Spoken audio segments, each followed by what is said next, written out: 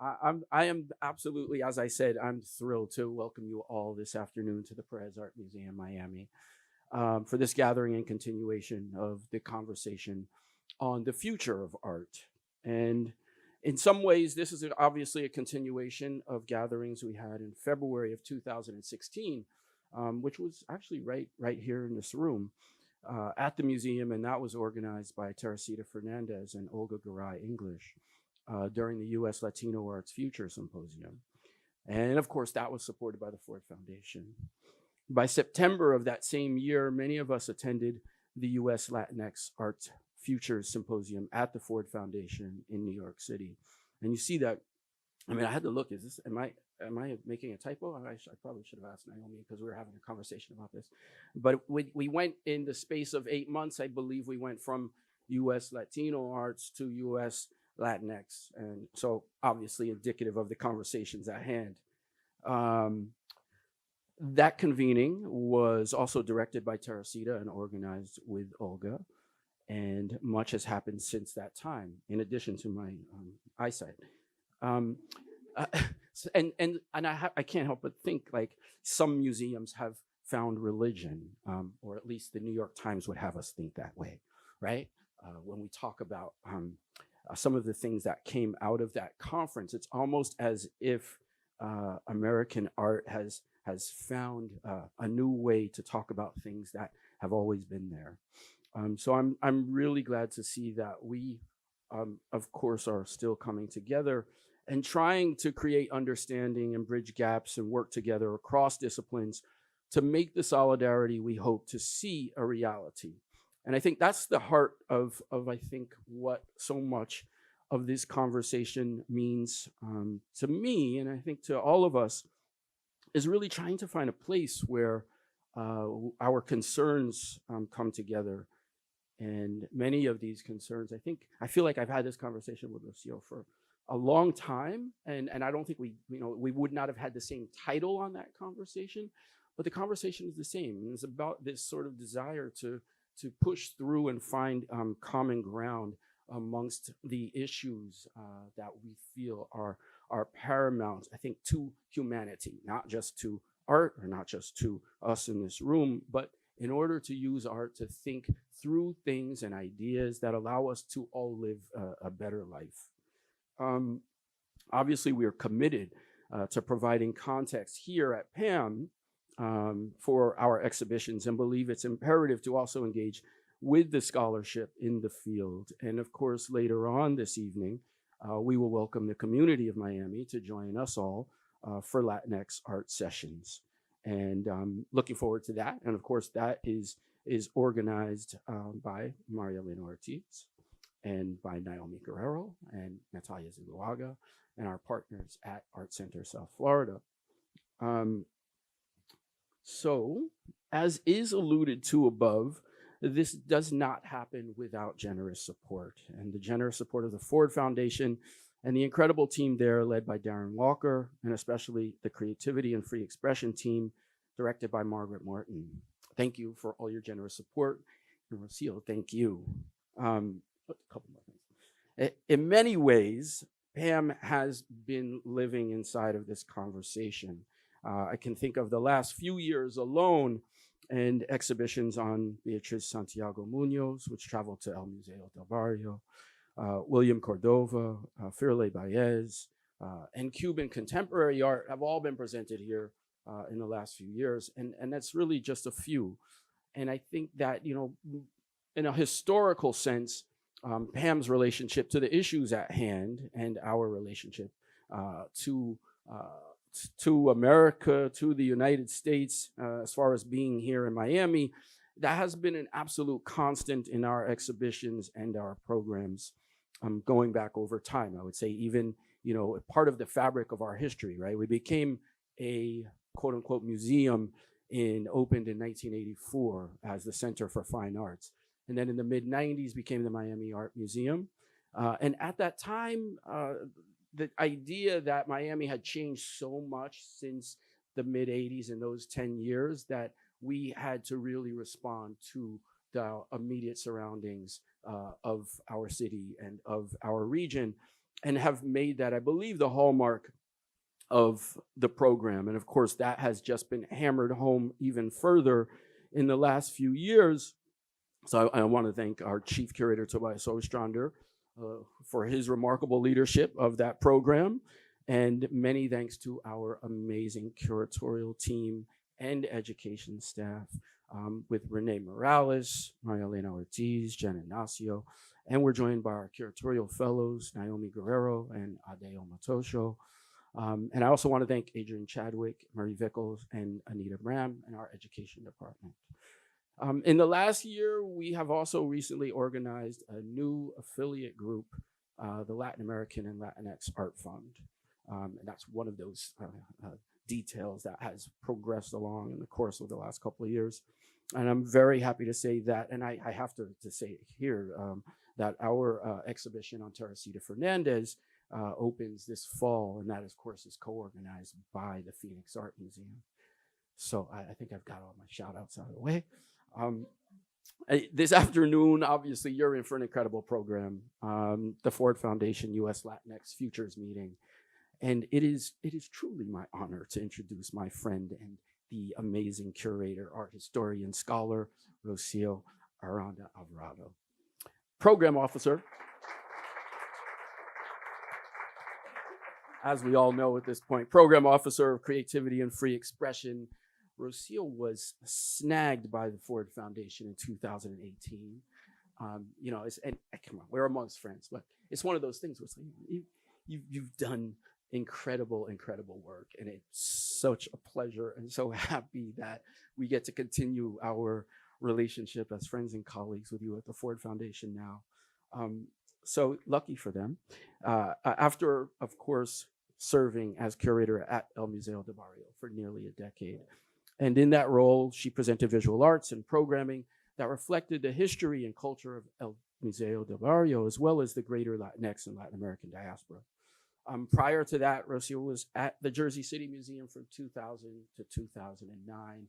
And I'm so happy to see you and welcome you here, and happy that you're all here. So thank you.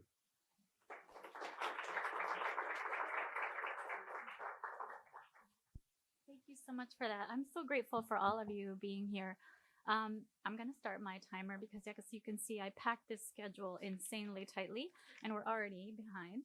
But that's okay. I just want to keep this casual. So if nature's calling, please feel free to exit. If you want some coffee or some water, also please feel free. And I am going to make a real effort to stick to my time and also try not to speak too quickly. But the first thing I really want to say is how grateful I am for all of you being here, because I think of all your work as informing the work that I do myself, and that I couldn't do the work that I do, especially without the artists, the arts writers, the critics, the art historians. That's why we do what we do, because you do what you do. So I'm grateful for that. And originally, when I started this series of meetings, I started them as a working group meeting. I called it in Santa Fe for the first time in August, the Latinx working group meeting. And I think of all of us as participating in this working group and giving me feedback on what I'm about to show you, which I'm also happy to share as a PowerPoint with you if you want, but also to keep thinking about how we can make this conversation better and how we can change it moving forward in the future. And that's what the end of our day will be like. We'll spend some time all talking about how to move the field. And let's see. So there's many things that lead to inequality, right? In the Ford Foundation, we focus on these 5 drivers of inequality. And in my department, which is creativity and free expression, we focus specifically on these entrenched cultural narratives that we hope to change by shifting various aspects of culture to think about how we can change those stories. I think also persistent prejudice and discrimination impacts a lot of what the work that we do, but in particular, that kind of narrative shift is something that we're interested in.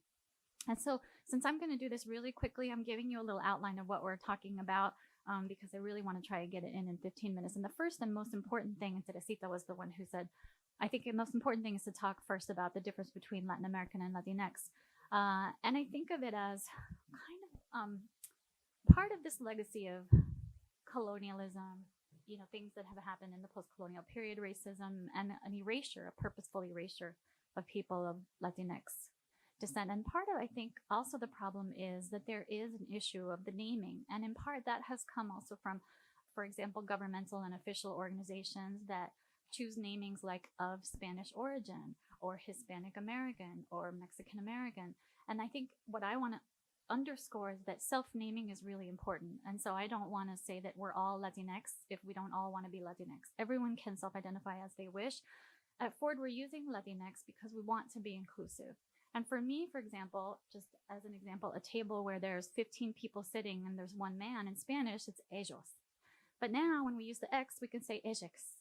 So we're talking about a genderless, it doesn't have to be a table with one man and 15 women named they as male, right? So I think it's important to be inclusive in terms of how people identify their own gender or choose not to, and also how we can intervene in that language, right? Because Spanish is a gendered language. So the thing that's important here, the reason I think we want to talk about this is that I've been starting to use the term US Latinx more specifically because I've noticed that Latinx has also been adapted to talk more generally about Latin American. And it is two very different experiences and two different trajectories that I think are important to talk about.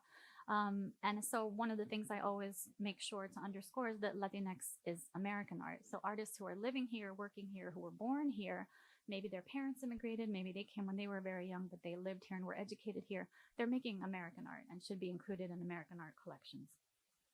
And I think a work that illustrates this really nicely is this Lash work that it's been an ongoing project. So he has this fantastic map of the Americas, and what you see at the top is Latino Latina, which now we've changed into Latinx in order to be more inclusive. And then, one thing I think it's important to look at the history of mainstream institutions and the early efforts that were made in order to reach out to particular audiences, places like MoMA and the Met, and looking at multiple centuries of Latin American art. And I think mistakenly thinking it was going to serve a local population, which really isn't the case. I think you have to think programming in a different way.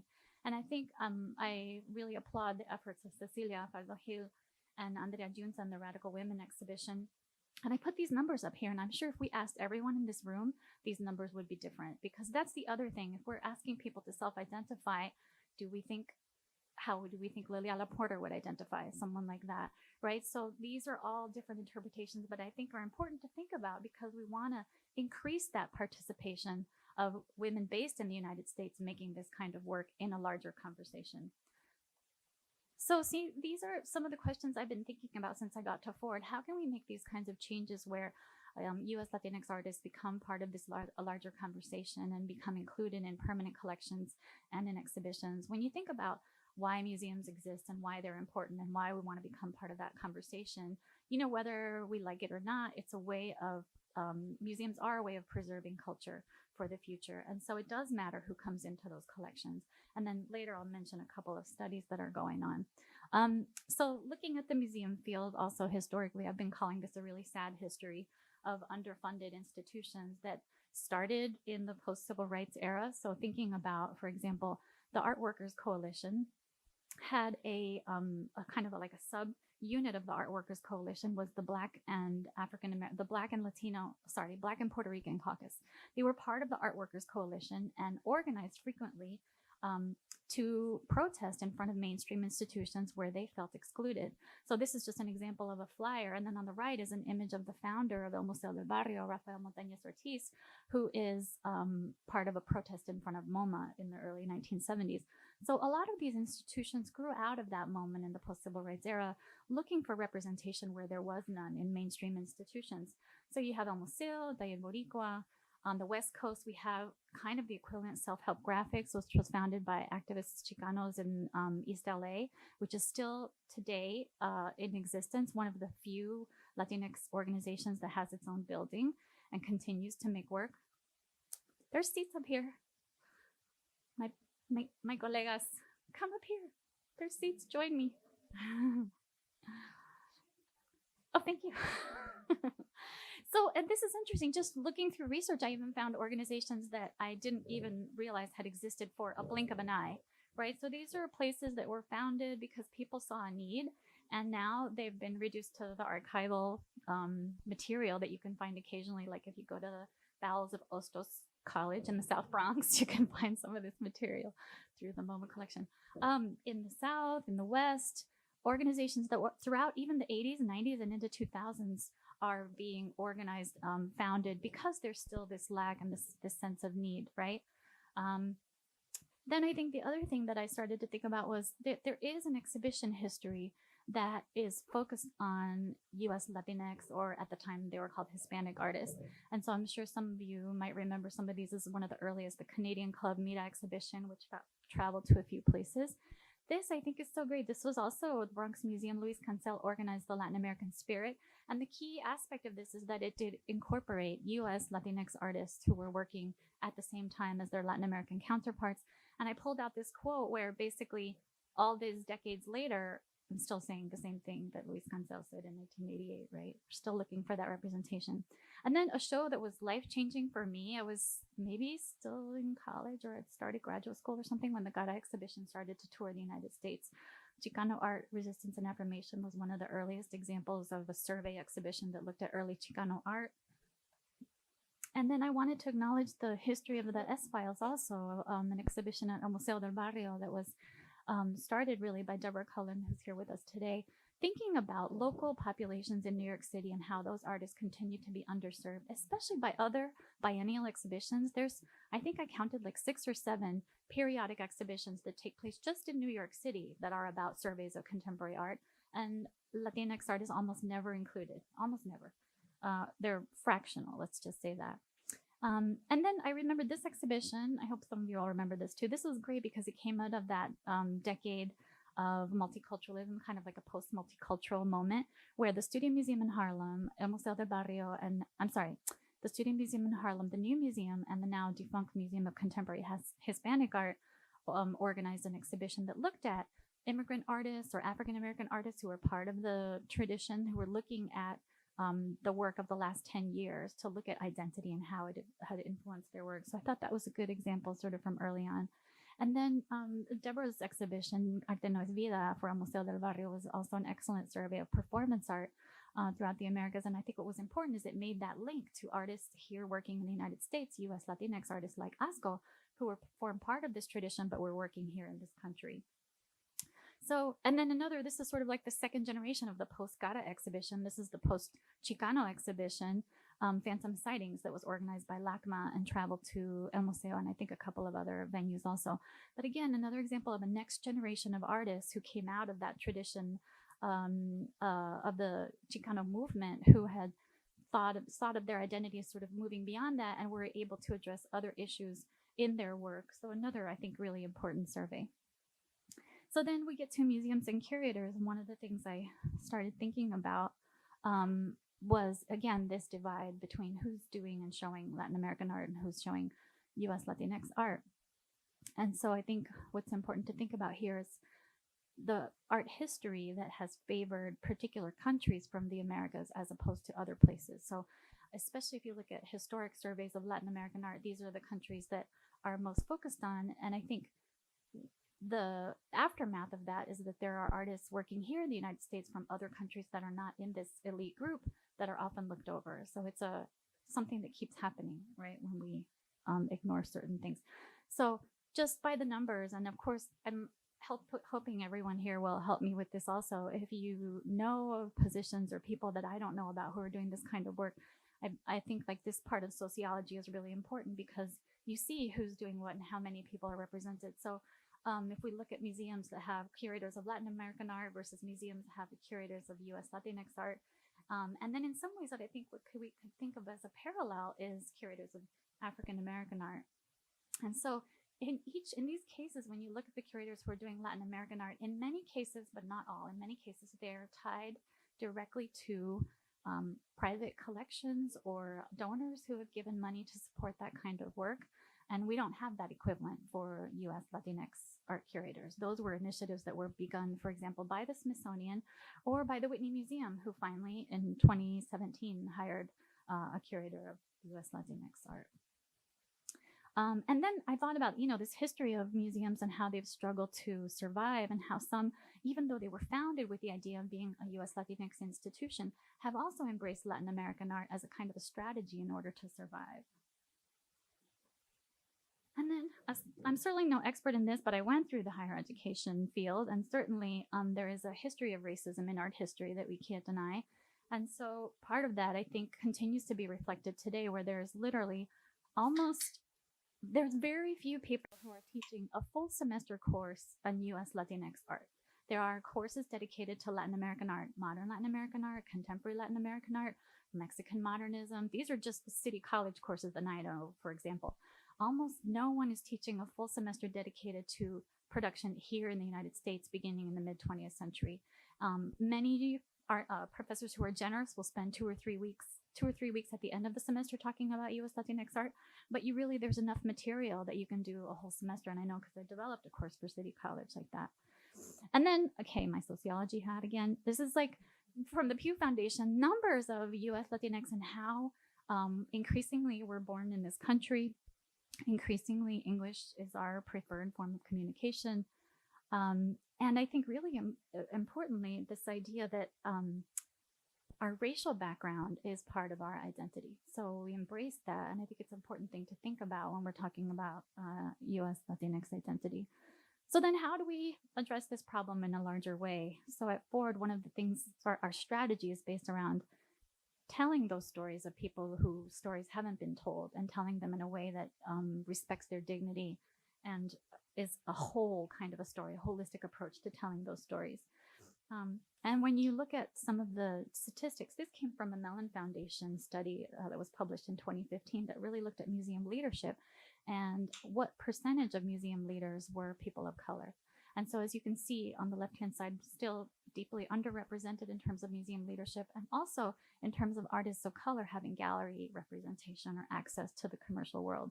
And then this just shows a breakdown by the kind of job that people might have inside a museum, and it's weighted heavily towards things like security, maintenance, whereas the upper levels of administration and curatorial work tend to not to be filled by people of color. This is just another pie chart, again, showing how mostly white artists have access to commercial galleries in New York City.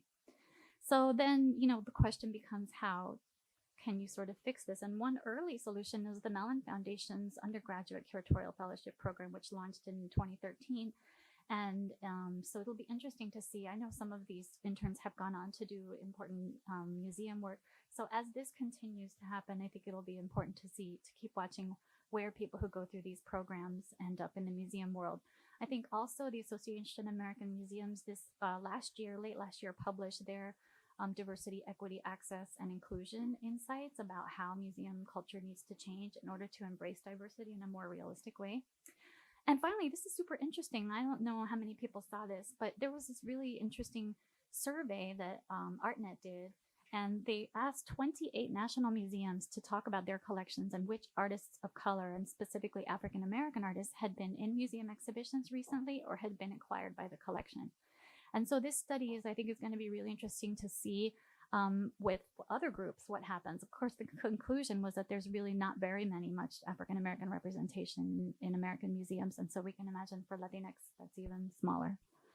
And finally, with Walton Family Foundation, the Diversity Art Museum Leadership Initiative has helped to think about incorporating more people of color who are specialists in the field, who are professionals, who are representing these underrepresented populations who haven't been served in the museum, and to see what might happen there. So this is just a list of some of the museums who have been incorporating some of these people into their staff. So again, that just launched at the end of 2017.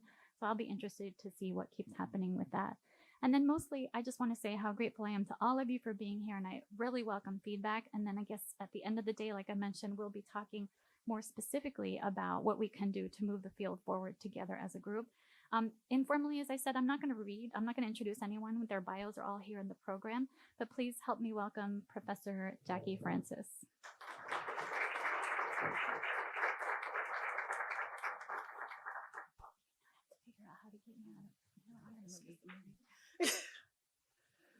While Rosia is setting it up, thanks everyone for coming today. I feel very flattered to have been invited to come here, and it's great to be part of the discussion. And as Rosia said, I welcome feedback on the presentation as well.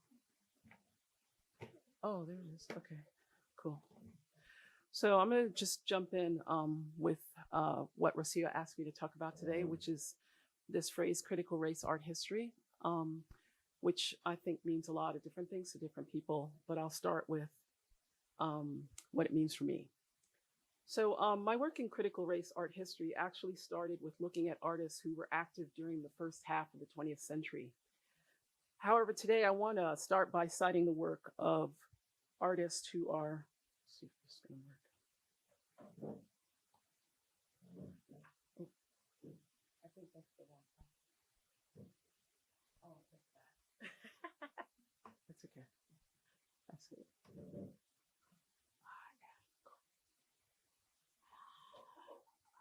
Great. So I want to start today by citing the work of contemporary artists, including some who have exhibited here at PAMM, which kind of seems silly since you guys know these artists, but I just wanted to walk through something. So in projects like these, contemporary artists are engaging us with the operations of race and racialization. And you'll keep hearing me say that because I really do believe in using the verb form rather than race as a noun. There's something about that that's so passive and that doesn't help me understand the constructions, the operations, the functions of race. And I think projects like these, like by Fairley, really demand critical race art history. So with this genre portrait that's on the right, Anayansi, I think she's considering the construction of American Indian costume and performance as put together and interpreted by a woman she saw playing mass at the annual West Indian Day Parade in Brooklyn. The artist Baez is intrigued by this cross-fertilization of carnival ritual from Europe and the Americas, and the interpretations of essential looks. And I underscore that word essential because it should always be questioned, sort of like the adjective authentic. So she's interested in these interpretations of essential looks of the Amerindian, such as the blinged out body-loving indigeneity. Each of these figures is supposed to be considered for their agency in terms of identity and identification. For the Can I Pass, introducing the paper bag and to the fan test, Baez made daily self-portraits over month-long stretches. Many of us know that these tests that she is referring to, namely the measure of human skin color to a brown paper bag's hue, the darker signifying more African heritage, the lighter a sign of greater European ancestry, and the movements of the hair under a fan's currents with straighter hair flowing easily or more easily. With these expressively drawn silhouettes, Baez submits her own represented body to scrutiny. We know what it means to fail and to pass the subjective and unscientific tests of beauty and worth based on geographical and cultural hierarchies. Born in 1981 near the Dominican Republic's Haitian border, Baez identifies as Haitian and Dominican. As a child, she witnessed racial tensions play out between the citizens of the two countries of Hispaniola, one predominantly Hispanic, in quotes as she describes it, and one mostly Black. When her family later moved to Miami, she saw and had to grapple with the internecine identity struggles of the Caribbean diaspora and colorism and the US-style racism. And I'm hoping that we're noting that these locations are not just in the United States, but throughout the Americas and probably throughout the world in terms of colorism. Baez has said that there's a fluidity of color, these are her words, of race in the Caribbean. In America, you're Black or white. But whatever the locale, otherness is still a challenge, and I hope we think of otherness throughout the discussion today. Baez has said that the representation of intense gazes with the portraits was a way to push back. She told an interviewer, "I retained the gaze out of a need for personal agency to act as a counterbalance to the inherent psychic violence of those two tests." Ebony G. Patterson also explores these European ideals of beauty as they are evident in the transformed bodies of men in her home nation of Jamaica, which is where my family comes from. In these portraits, Patterson represents the head and shoulders of the figures, dramatically contrasting their brown necks and chests with their bleached skins. This cosmetic decision is simultaneously, I feel, grotesque and decorative. The scars and deleterious effects to the skin are rendered as aesthetic patterns, features that balance and beautify these bodies. Patterson's real-life sources are viewed as rough, as gangsters, as the subjects of classism, and the victims of state violence. Her Baroque presentation of them in floral surroundings forces our consideration of their strategies for power: skin bleaching, lipstick, plucked eyebrows, our moves to control space and to assert their distinctiveness. The evident difficulty in Baez and Patterson's work allows me to contextualize these projects in different art histories: that of the Caribbean and the Caribbean diaspora, that of feminism and gender studies, that of critical race art history, that of sexuality studies. That is to say, it seems important to me that those of us who write about art history and visual cultural production acknowledge that we are trying to do more than one thing. We're drawing attention to the work of understudied artists whose projects are not well known in art history and in the current art industry, the contemporary art industry. The students in our classrooms and the museum visitors want to learn about the artists they have not heard about. People of color in particular in these constituencies literally suffer from identificatory lack as they engage with textbooks, popular media presentations on art, and in exhibitions and other public spheres where they don't see themselves. The ongoing writing of Latinx, Asian Pacific Islander, Native American, African American art histories are certainly useful to mainstream institutions, museums, galleries, universities, colleges, the dominant art market, who know that they have to step up their games in terms of hiring, representation, collections, valuations, recruitment, everything. Because in the last decade, the cover under which white privilege and white supremacy has operated seems to have finally been blown up.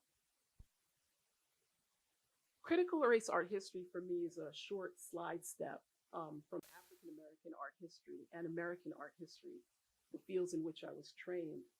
As a PhD student, I researched the career of Melvin Gray Johnson, a New York-based painter whose modernist style might be characterized as expressionist for its exaggerations and figural abstraction. In writing the dissertation on Johnson, I was struck by the interwar reception to his work and to other US-based artists who were ethnic and racial minorities at the time. In the first half of the 20th century, it seemed to me that Theodore Roosevelt's melting pot as a metaphor and as a possible ideal was nowhere near being realized. The descriptive language applied to all kinds of American bodies, majority and minority, and it was unapologetically particularist. Racial art was a term used in the 1920s and 1930s to describe Johnson's and some of his contemporaries who were of Asian and Jewish heritages. I started to think about the way some audiences expected to see ethno-racial essences and purities in the work of minority artists. Modernism then was a double designation for artists such as Melvin Gray Johnson, Yasuo Kuniyoshi, and Max Weber. The critics of their time, writers who praised their brighter palettes and energetic brushwork, also looked to explain these artists' tactics in terms of their races, their nationalities, their religions, their ethnicities, their cultures, their languages. For this reason, critical race art history, as a term that I coined in 1999, was a necessarily comparative approach. It's a comparative investigation and analysis of the central role that visual representation has played in the construction of race, a category that has and continues to matter. Shout out here to Cornel West. In name and in intellectual formation, critical race art history is obliged to Frankfurt School critical theory and critical race theory ideated in the 1970s to study and redress American racialization and racism as a historical and continuing norm. While art history is not the disciplinary equivalent of legislation or study of legislation or of legal history, the critical race theorist stance toward bodies of knowledge and their construction is usefully applicable to productive examinations of artists' agendas and all artists. So to turn to a historical example, race has always been there in representation, and it's especially inflected in European and European American modernism. The interpretive meanings of modernism in Europe and North America was grounded in beliefs that modern art came from foreign sources, artists and artistic practices that both admirers and detractors described as primitive, and that they sought to essentialize as unchanging over time and frozen in place. For me, critical race art history is applicable to all racial constructions, all representations and identifications as they are constructed. That is to say, it's not only about people of color and non-white difference.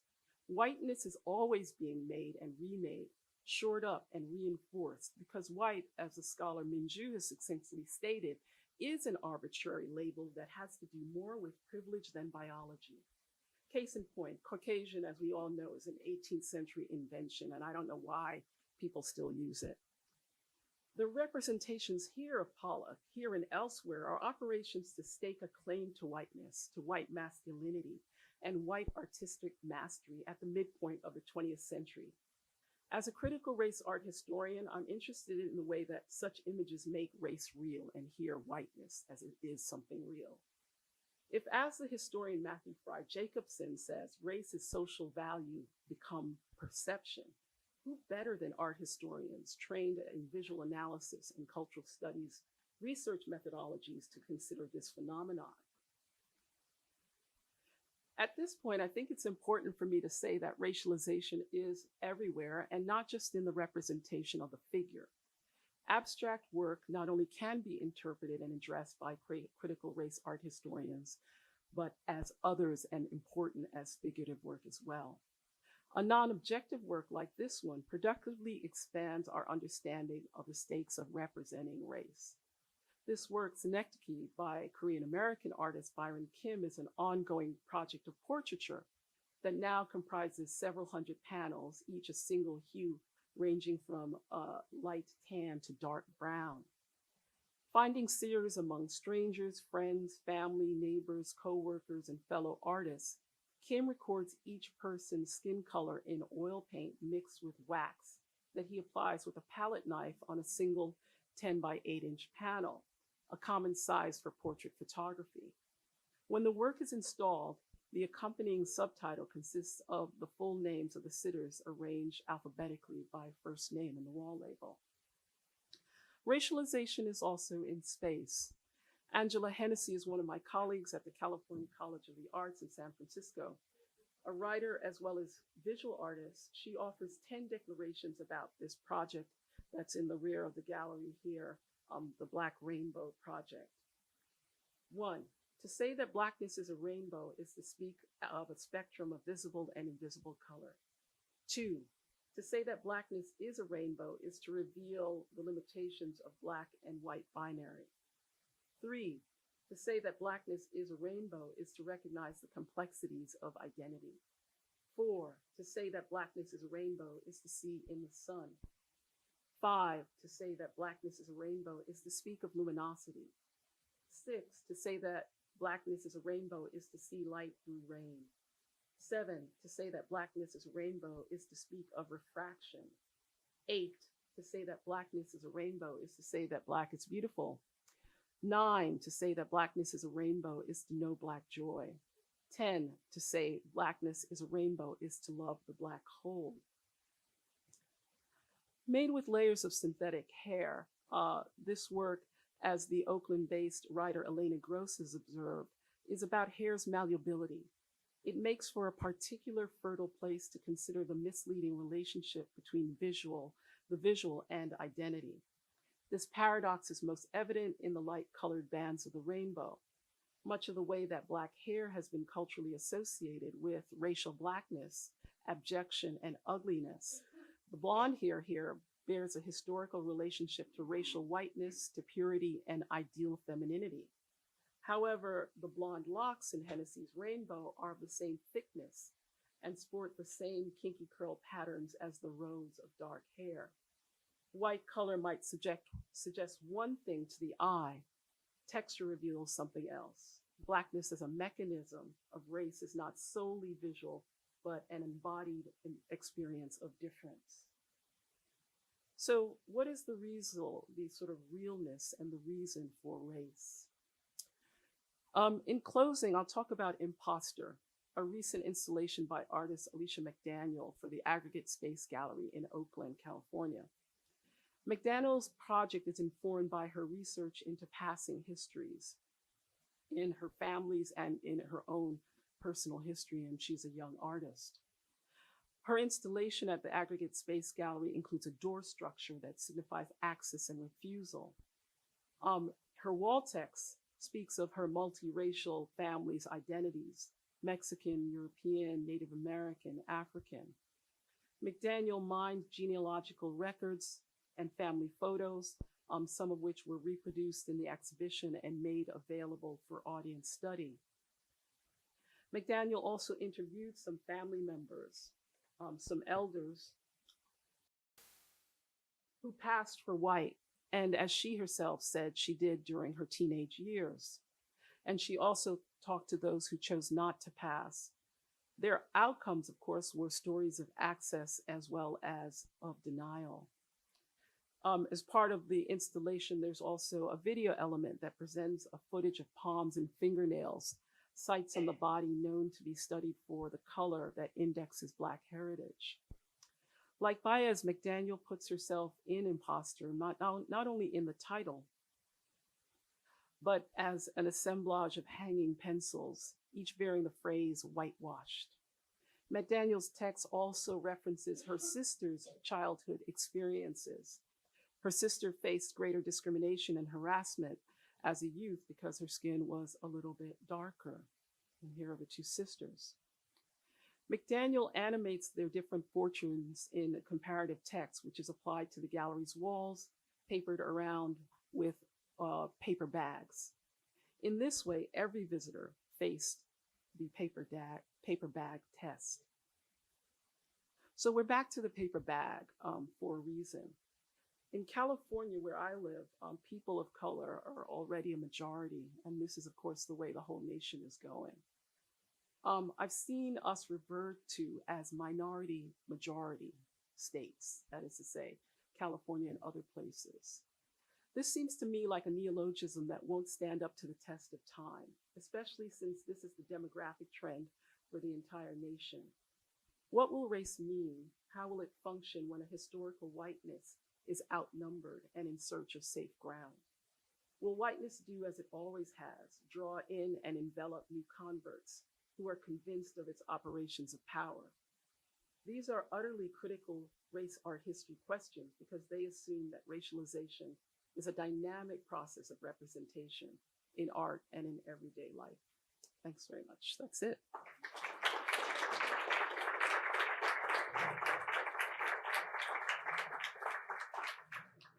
We are an organization that focuses on highlighting the work of women, and that is because there used to be a college called the Newcomb College, and it was closed after Katrina, and it was the first coordinated college in America. Other coordinated colleges followed, and it closed after Katrina. So we inherited the idea of preparing women for leadership positions in the future. So we unapologetically highlight first and foremost the work of women, and then of course we open, the fan to look for other artists that may serve some of the mission and purposes that we want to do. So we highlight the work of women. We also highlight the work of artists of color, particularly African-American artists when possible, because 60% of the population of New Orleans is African-American and severely underserved in a very segregated city. So we also do that, and we also look into matters of social justice. And those were the three things that I presented to the museum when I went there for the job interview. And I remember the board folks saying, like, we don't know what that social justice issue, we don't know what it looks like. And I was like, no, neither do I, but we have to do it. And, we'll see, I'll finish with a project that we just did. So those are the three themes that we try to always check from our checklist when we are proposing artists. And so how do we do that? We lay out several strategies. And I do have to say that we're a staff of 4 plus a bookkeeper that's part-time. So all the projects that I'm going to mention has been done by a staff of 5. And also I need to say that I'm trained as an architect. So you will see that probably my strategies and the way that I describe the projects are not coming from the art history field. So we'll see how that plays out. But I'm open for feedback. Many years I've been working sort of in isolation in this project, so any feedback that community can give me will be well received. So how do we do that? Well, we lay out several strategies. We show prominent artists, artists that are prominent in the field. In New Orleans, there are 4 venues that show contemporary art. We're one of those, and we're the only one that's free and open to the public. And there's not like 300 venues like in New York, right? So we need to be very strategic when we present contemporary art. We are still building our audiences. Contemporary art in New Orleans is still something that people don't know what it means, and they're still scared about it. So what I do is I try to program artists that I know everyone that specializes in the field recognizes who they are. But that they also have a visual impact, so that for those folks that are walking into a contemporary art museum for the first time in New Orleans, they still have that wow factor. And we also ask the artists to allow us to actually contextualizing heavily with issues of social justice. So for example, one of the shows we did some 3 years ago was to show very prominent artist Diana Al-Hadid, who was born in Syria. I think I have an image. Would you mind like pushing the? I think I have one of those are the Diana Al-Hadid show. Anyway, so we asked Diana to actually give us permission to frame her with a discourse or with a context of the Syrian refugee crisis, which is not really exactly what's already in her work. She talks about other things inside her work, but she allowed us to actually say, she was born in Syria, and had she not left her country at the age of 8, she would be going through probably some of the tragedies that some of the gentlemen that we had in the next gallery were going through. So we actually show Diana's work, straightforward art, prominent art that speaks for itself and stands on its own as art. So no discussion there. But on one of the side galleries, we actually paired her exhibition with another exhibition by Elena Dorfman, who actually was commissioned by the United Nations to document the life of Syrian refugees. And she chose a teenager population, and she took photographs of all of them, and she interviewed them. And we had them in the gallery next door with their own voices, telling their own histories, right? So by framing Diana in that kind of like pairing, we were allowed to see just wonderful art, of course, but also start the discussion of the Syrian refugee crisis. We did our most successful exhibition was a solo show by Micheline Thomas. And the way that we asked her to allow us to contextualize her was to do a whole series of films that she, together with a professor there, Mia Banyeri, selected. And the series we presented, Sweetback's Badass Song, Cleopatra's Jones, Black Girl, Happy Birthday to a Beautiful Woman, and Killer of Sheep. So it was a whole series of films that we had every 2 weeks that not only spoke about helped us bring in a lot of different narratives into these politic of identities, but always through the gaze of how the artists are allowing us to actually explore different points of access of their work. So the other thing that we do is also we do free brochures, we do tons of public programs, but always with the artist kind of permission. But we also do group shows. We did one that I sent some of you in the room brochures. Do you mind going to Beyond the Canvas? So we did an exhibition in 2017 at the same time as the 100th anniversary of Puerto Rico's citizenship. And we wanted to do, again, contemporary art. And we selected artists that choose to live and work in the island of Puerto Rico. We also wanted to make it several generations of artists being represented, balance of gender also, or as much as we could. And we also were looking for artists that use the canvas as a struggle point, like they were like pushing, touring, putting the canvas in a tensional state with their permission also, reading it as a metaphor for, a situation of tension in the city, in the island. And that was before Maria. And so when Maria hit, actually, a lot of folks already in New Orleans were very aware of what were the shortcomings of the federal funding in the region. We paired this exhibition. Do you mind going down a little bit? We paired the exhibition with another exhibition that was actually curated by the Tulane students that went to Puerto Rico and met with a lot of artists working in the community. And because I felt that, well, The art exhibition stood on its own, its art, but I also wanted to make sure that nobody missed the point that we were also trying to make about Puerto Rico. So we actually used the students, and we partnered with a Latin American professor, and we went to Puerto Rico. We went first to Beta Local and to ask for like, who are the folks doing great work here? And so we took the students, they met with everyone, and they documented everyone, and they came back and did a show on projects such as Patio Taller, El Cerro, Escuela Oficio, Casa Taft, La Maraña, Piso Proyecto, and Departamento de la Comida. And so, again, we kind of like did those kind of pairings. We're doing something similar with an upcoming exhibition with Laura Anderson Barbata, who works with communities, with local communities, a lot of them in the Caribbean and in Mexico and Oaxaca that do arts and crafts, and she incorporates those arts and crafts in her practice, but in a partnership that we think it's important for the students to understand that partnership and how understanding that everyone comes to with a lot of knowledge to the table. And so we are actually taking the students again to Mexico to meet with the folks in Mexico. So we're trying to, as we do these exhibitions, go a little bit deeper on cultural competency if we can, not only by, allowing folks to be interviewed and be self-represented, but also when we can take folks actually to the cities or to the regions that we are trying to explain, so that, we have several spokespersons for what happened there and how they can come and present some of these issues. So we're starting to take folks to Oaxaca because we're going to be working with Laura Anderson Barbata, who works with a group of stilt walkers folks over there. One of our most successful shows, besides McKellen Thomas, was the Empire exhibition that we just did. And that one, actually, we had to run it all the way up through the president of the university.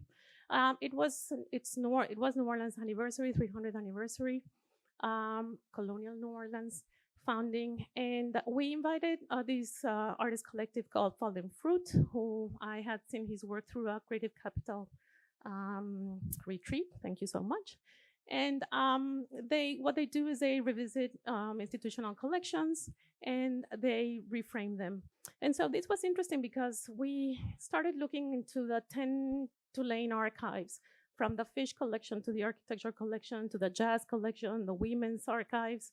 And the idea was to commemorate the 300th anniversary looking exclusively at the material culture owned by the Tulane archives. And of course, what happened was that the history of Tulane actually being founded by a Confederate general and us having all these archives that were basically telling the story of the white affluent folks, generally from the Confederate side of history, was the bulk of the collections. And so we had this problem where, while we wanted to contribute to the commemoration of New Orleans, we just really didn't want to celebrate, white supremacy. So what we did was we started. It really goes against to the mission of what we're trying to do. But we had committed to this project, right? And so we needed to pull it off. So the first thing that the artist did was just create these very colorful wallpaper. Can we go to the first one? And the wallpaper in Fallen Fruit's practice is actually a portrait of the city. So for them, the portrait, the wallpaper is actually the context in which they're going to place. 10 minutes already? Okay. So. Almost done. It was interesting because the portrait presented all flowers and fruits that are traditional in every single New Orleans garden. Everyone is very proud of their gardens over there. And Fallen Fruit made a statement: all of these flowers and fruits, none of them are actually indigenous or native to this region. We used to be a swamp. So therefore, all of these flowers and fruits were brought in to Europeanize our landscape and to create the social construct of what New Orleans is. And that was actually the context for absolutely everything else that went into the galleries, because absolutely everything else, except for the fish, we had parts of the fish there on display, were social constructs. And we actually explained the whole exhibition was explaining those high-end terms, and that's exactly how it was understood by the public. And so Tulane was really concerned that we were actually bringing this up, given that we had just, the city had just brought down the Confederate monuments, and both parties that wanted the monuments up and the ones that wanted the monuments down, both parties have their presence in the Tulane campus. And both parties had actually accessed the archives to see documentation, right?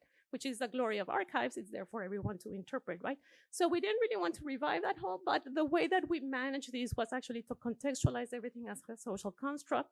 And the other thing that we did was to actually invite everyone that was misrepresented or whose culture had been appropriated or that was just like lacking representation. We invited everyone, we invited civic leaders of those communities to actually come and contribute with their stories.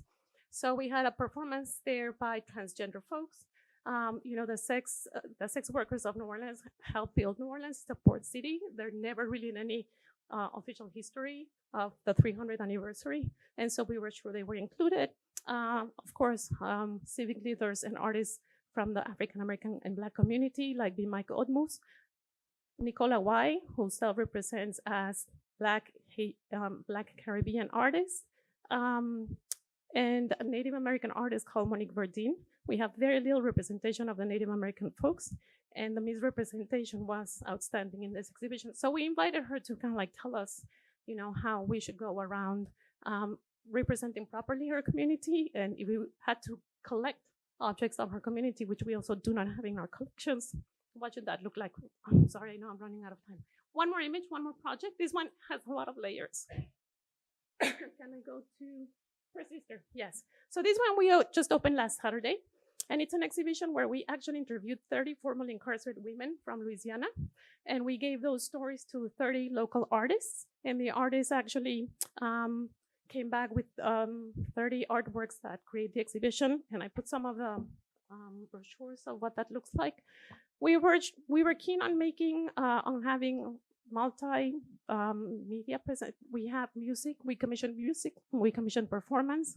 We commission poetry and hip hop and painting, sculpture. Everything in the visual arts. But we were also keen on having them be represented through many different medias. It was a success. We had 3 times more the attendance, and so the strategy here was, of course, self-representation. We have photos. There's a PowerPoint. The PowerPoint shows some of the images. We were keen on having the voices of the women be in the gallery. So not only their stories told through the art, some of the art was abstract and it told the stories of the women through a certain perspective that the artists had perceived, but we wanted to make sure that the women could tell their own stories. So in every gallery, there's a 2 minutes interview. The interviews were long, they were like up to like 2 minutes or something, but at least in every single gallery, there's at least 2 minutes live interviews with the women, so you can actually directly hear from them. We also did a dedicated website where you can actually hear bulk of the interviews. And, we had every single sister be photographed and interviewed. So we had at least 4 different points of access to the different stories of the 30 women in the exhibition. And that's still playing out how it will be received. But so far, it's also a survey of who's who in New Orleans in terms of the arts. If you see the list of artists that participated in the exhibition, those are kind of like the artists living and working in New Orleans and giving back to their community.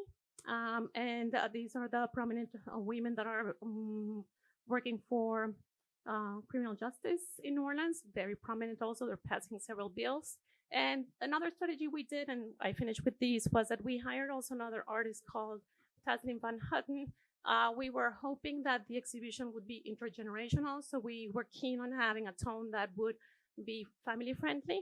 And so a lot of the information that we have on our introduction text panels that make a whole case with data and percentages and are very rational and very raw and fact-checked by lawyers because the stories of the women are so emotional. We balance it with a very rational introduction text panels in every room. But we also had that same information be translated into these infographics that an artist helped us do, so that for folks that really didn't feel like reading like really heavy law written texts by a lawyer, we would have information in a more kind of like open-minded way. And so anyway, a lot of strategies in place. We also secured, last thing I promise, we also taught a class of social practice to an architecture class, and the architecture students actually designed several interactive components for the exhibition. The community requested that we had a safe space for folks that could potentially be triggered, or folks that felt it might be too much. It is too much on some occasions, that they would have a space to retreat and be able to take a little break before going back into the exhibition. So several strategies like that were actually put in place for this exhibition. And we actually we proposed something for every single thing that came up through the conversations with the community or, with the stakeholders. Everything that came up, we actually proposed something in return. So we're happy that we were able to do like interactive stations, call to actions. For example, the students, because we're a student campus, the students said that the way that they communicate to each other with the stickers that they put on their computers. So we designed a sticker that says, 80% of the women in the prison system are victims of some sort of abuse, right? And so those are computer stickers, and we're giving them away so that people put that on their computer, and then they can start a conversation. So a lot of those strategies like that it's not only about the art. I mean, I know there are a lot of artists in the room. So I think we try to honor your work as much as possible, but we also like to work with artists that will allow us to heavily contextualize a lot of didactics and a lot of programs. And that's a way that we've been able to build our audiences, because we still don't have them all in New Orleans for now. So just the program we've been developing since we opened the building is really thinking about our position in Miami as a site from which we look outward toward, through art history, through, the cultural dialogue that we have in this city, and how that connects outward regionally and beyond, and sort of thinking about, of course, where we're positioned. It's implies or pushes us to have at the center of what we do, thinking about U.S. Latinx artists, Latin American artists, Caribbean artists, and artists of the African diaspora. And we recently, as an institution, went through a strategic planning process where those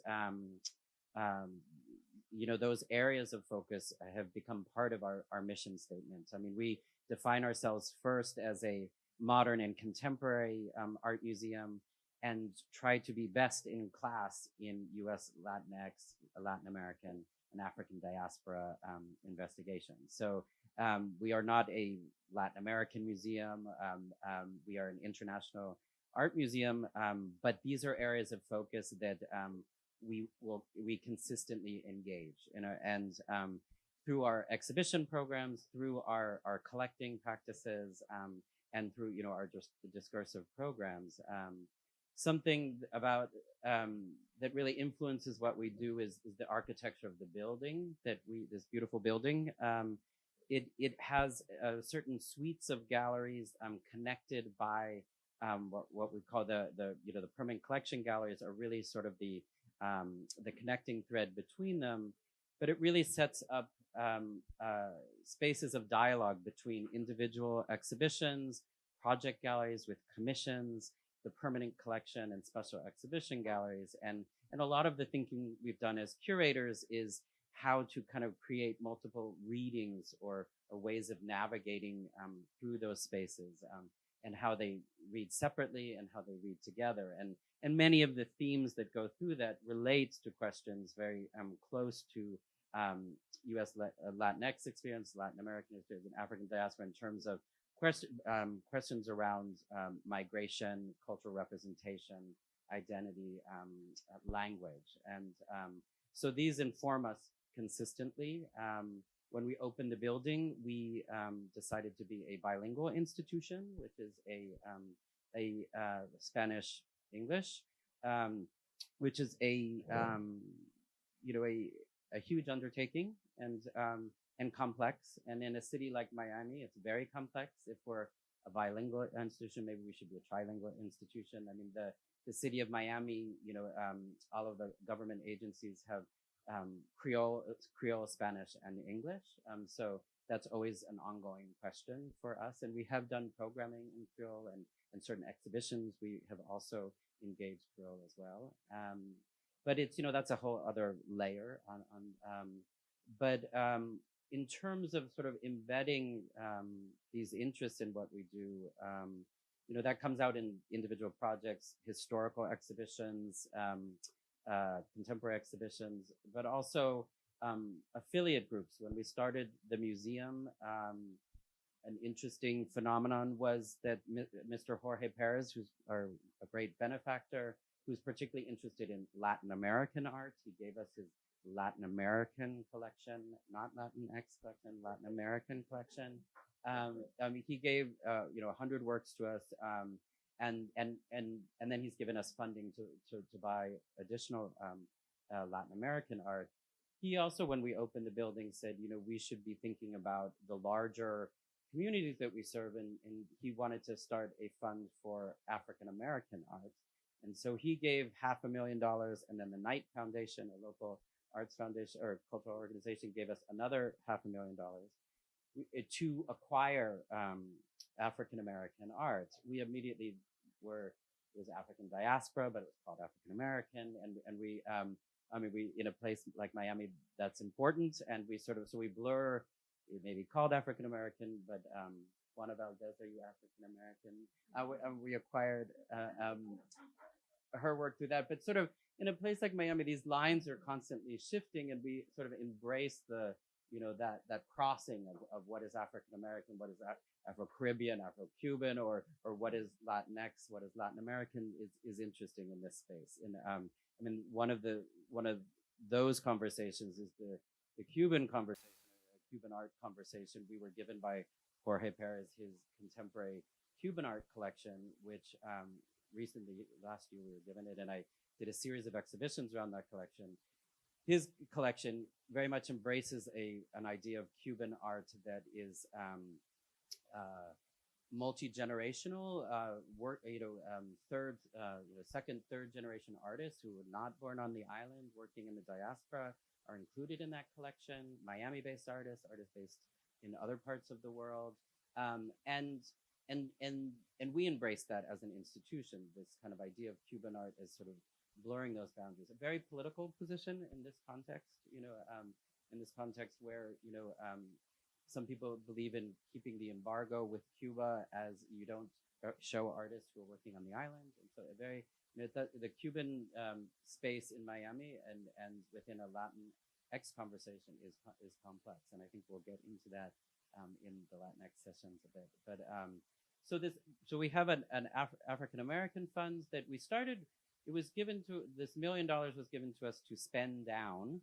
And so we bought some amazing things. And then when Franklin came, he very rightly said, this needs to be an endowment. When we're gone, this has to be embedded in the DNA of the institution. And we had already created a group around that fund called the Ambassadors for African American Art. And they have a membership, and they give money to support this fund for acquisitions. And so now we buy one work of art each year, and we encourage people to give us works in the name of that fund. But now it has become an endowment, and so we're using the money of the endowment. We spent about $400,000, then we stopped, and the rest became an endowment, and we've been building that up. And I think that's important, and I think that that's needed. The idea of these passing interests and moments within an institution. It's about embedding that in the DNA. And that, I would say that fund, I'll go on to some other funds, but that fund has been very interesting in attracting new board members, other people with resources to support not only the fund, but the institution as a whole, and really kind of fostered that as a central core of what we do. And in this space, of course, that means, very much an open definition of what is African American in relationship to the Caribbean and the African diaspora in general. Recently, we started the Fund for Latin American Art and Latinx. This is not an acquisitions fund. It is a fund to support exhibitions and scholarship and education programs. This is very new, but it came out of interest from really a Latin American section of our board.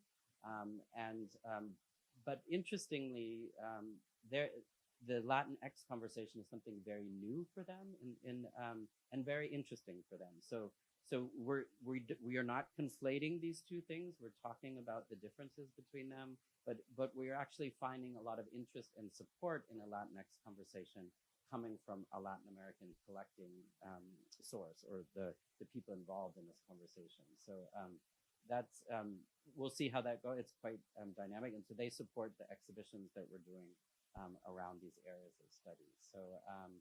So I would say sort of programming. We do a lot of exhibitions, catalogs, scholarship, acquisitions.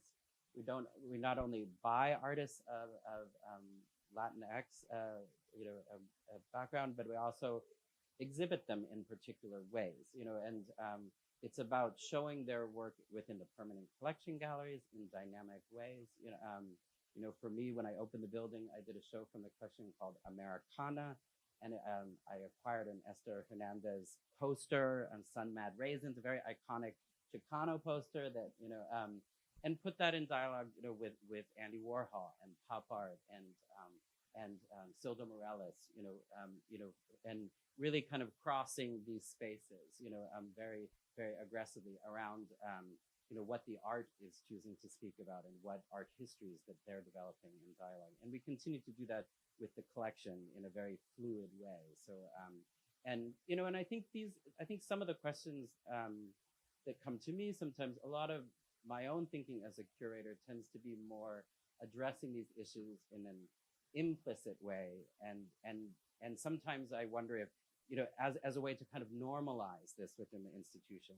But I think in the political times we're living, where strategies of implicity and explicity come to the fore, and at what point you really hammer home what you're doing in a very overt way, or do you want it to seep into everything that you do in the institution? So those are some of the questions that are on my mind. But it really, these are very, very much a part of our thinking every day. And I have an incredible group of curators who bring a lot of different backgrounds and research and interest to the table, and we have ongoing discussions about this and building the program, and very closely with them. So, is that okay?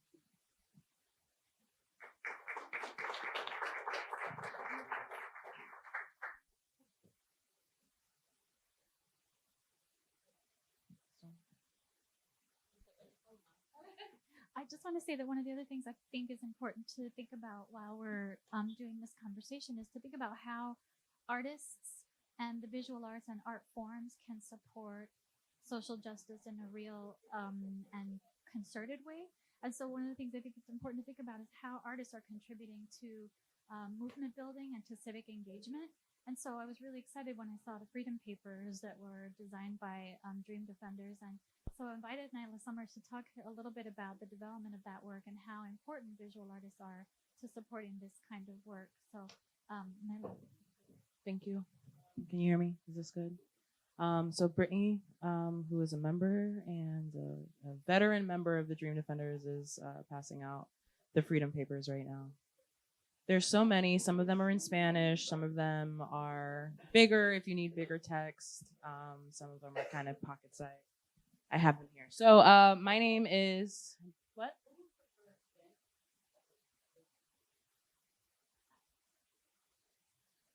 The big ones are English too. So cool, thanks, Brittany. My name is Niala Summers.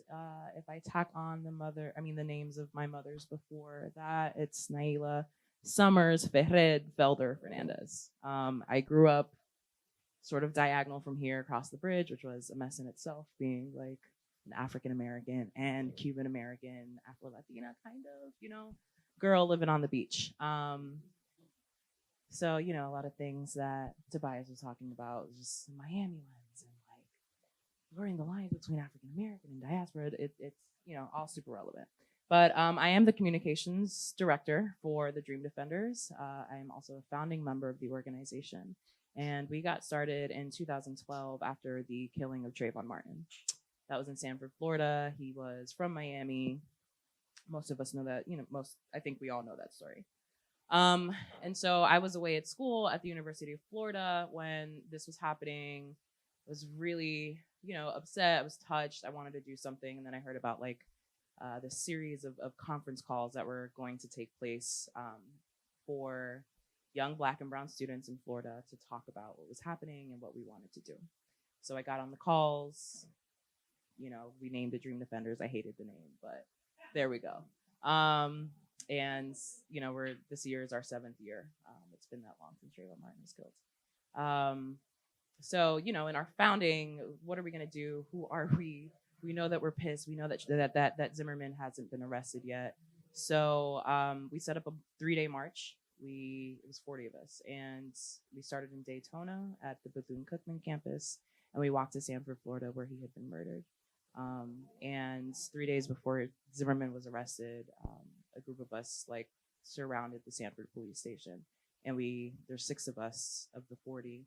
I was not one of the 6, but 6 of us locked arms and blocked the doors to the entrance of the Sanford police station. And they shut down for the day. It was like a big news story. And then 3 days later, Zimmerman was arrested.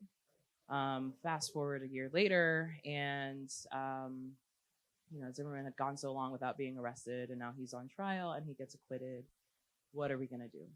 This is the reason we were literally moved to walk 40 miles and do whatever else we needed to do to get justice for this boy, and here we are. So we went to the Florida Capitol, and we occupied Rick Scott's office for 31 days and 30 nights. And it was hard, it sucked, it was crazy. We were trying to pass Trayvon's bill, which was, we were talking about racial profiling, we were talking about repealing stand your ground, we were talking about the school to prison pipeline. All these things, we all came from different points in our lives, but we were all young, all Black and brown, and like, what is the thing that ties all these experiences that we know together, right? Like, it's the criminalization, it's the mass incarceration, it's the school to prison pipeline. Like, how does this touch all of our lives? And it was the criminalization. It was the way that we talk about Black and brown youth, right? Like Trayvon Martin was on outdoor suspension because they found a little baggie of weed in his thing. It's like, why are we checking on that? He's a kid, whatever. But just that we are so used to criminalizing kids for stuff like that was what then became sort of our marrow. And so, we grew. It's been a long time. Ferguson happened after that, but in every step of the way there has been art. Every single step of the way. I was, most of y'all that know about the Dream Defenders recognize the shield, but the first thing that we had was like, I was playing in Photoshop and it was a picture of Trayvon Martin with like a grady blue background and it said Dream Defenders on it. And that was, me playing with Photoshop. I did not create this logo, but it's been there every step of the way. While we were at the Capitol, we were playing with, we're cultural, we're young, most of us. So song lyrics, right? We had an era where we were calling ourselves the good kids from Mad Cities, Kendrick Lamar. There was a point where we did a social media campaign that was talking about Never Loved Us, and we were talking about Rick Scott. We were talking about all these politicians that did not budge, will not move, continually contribute to the criminalization of the people in our neighborhoods. That's a Drake song, Never Loved Us. So in every step of, really every step of the way, all the protests that we do, like we take our visuals very seriously. But, fast forward to last year, and we've grown a lot. We've developed an ideology. We know what we stand for. We have a clarity that I think is really special for a group that's 7 years old, made up of a bunch of 20 and 30-year-olds. And, some of our members are like 16. But we had this like big listening project in 2016 and 15. We were listening to what the people in the communities that we work in need and want, right? And so last year was the sort of manifestation of all that, and that's the Freedom Papers. And I designed this, and it has a very Miami lens, The front of this is 2 little girls at an event that we did for Martin Luther, on the anniversary of Martin Luther King's assassination last year. And they're running it's at Colsey Center, so it's on 62nd, back by Liberty City. And Sanaa, who's a little girl that's jumping, her feet are off the ground, you can see her shadow. And it was just a really important picture to us. But so we designed this, and this, at this point, we've passed out 30,000 copies of this. So this has reached a great many people. And one of the things that I hear so often is like, I agree with y'all, I get it. I'm here for the pictures, right? Like, I'm not gonna read all this, but I get it, right? So we've, sorry, it's like, I got really nervous before I started talking, and then I just started thinking about all the different reactions we've had to this. So there's 7 freedoms that we heard abundantly over this listening project, right? It's freedom from police and prisons.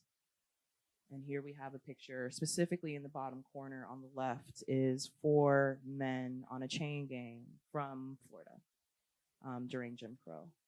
Then we have freedom from poverty, and this is a woman who works as a maid in a hotel in South Beach. And for any of my Caribbean folks back here, in the corner is like San Lazaro, right? San Lazaro is the patron saint of the poor. And in the background, it's like really lightly, I put like a Sedanos coupon, you know, a weekly ad. Like this is very Miami. Freedom of mind is the next one, where we're talking about like we need to teach our kids their history.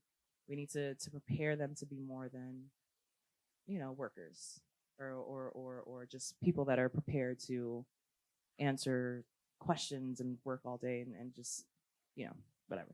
And then free and flourishing democracy is the next one. And we took a bunch of high schoolers to Parkland last year to join the kids up in DC. So that picture up on top is 2 students from Miami doing that. Then we have Fannie Lou Hamer, who I'm sick and tired of being sick and tired, the Mississippi Freedom Democratic Party, right? She is a pioneer from Mississippi who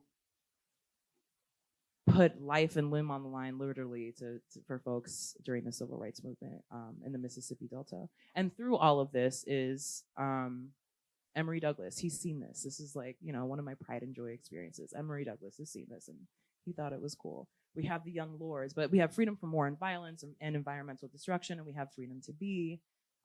So this was like just a huge undertaking, and this is who we are, right? And these are very popular ideals that people hold that may not have a name to it. And one of the things that we said is this is the poetry is all throughout our work. Like this is what we do, right? We appeal. People have to get your words either through the words or some other way, but you have to like make it land. But this is the poem on the back of the Freedom Papers, and it says, "This is the year that rent freezes, that no family faces eviction to make way for a new highway or a high rise or coffee shop or parking lot. This is the year that governments call emergency sessions, threaten filibusters or government shutdowns if opponents refuse multi-billion-dollar bailout packages for single mothers. This is the year 4-time felons found guilty of falling in traps are found running in Miami and running in Pahokee and running in Duval for Senate, mayor, and governor. This is the year abuelas and grands, maids, rise at dawn, pack blankets, make meals, board buses to beaches, to bathe, bask, laugh in suns once served under. If our liberation began with the vision of a world without the colony, slum, favela, and ghetto, then this is the year. So let every one of us, hungry, tired, yet undefeated, lasso a new North Star and study war no more. So, you know, that's like, I don't think I've ever read that out loud to anybody. So that was so right, yeah. I mean, it's been all up and through our history, the art, and you know, we've opened galleries with local artists from Miami, interpreting the Freedom Papers. Like, what is your vision for a free future for everybody, for the people in your families, for your grands, for your abuelitos, whoever. And we've really taken to that and had people from like all over our organization. We're in Miami, we're in Fort Lauderdale, we're in St. Petersburg and Tampa, we're in Gainesville, Florida, we're in starting in Jacksonville, we're in Tallahassee. So, you know, we've given our folks the opportunity to engage in this in an artistic way.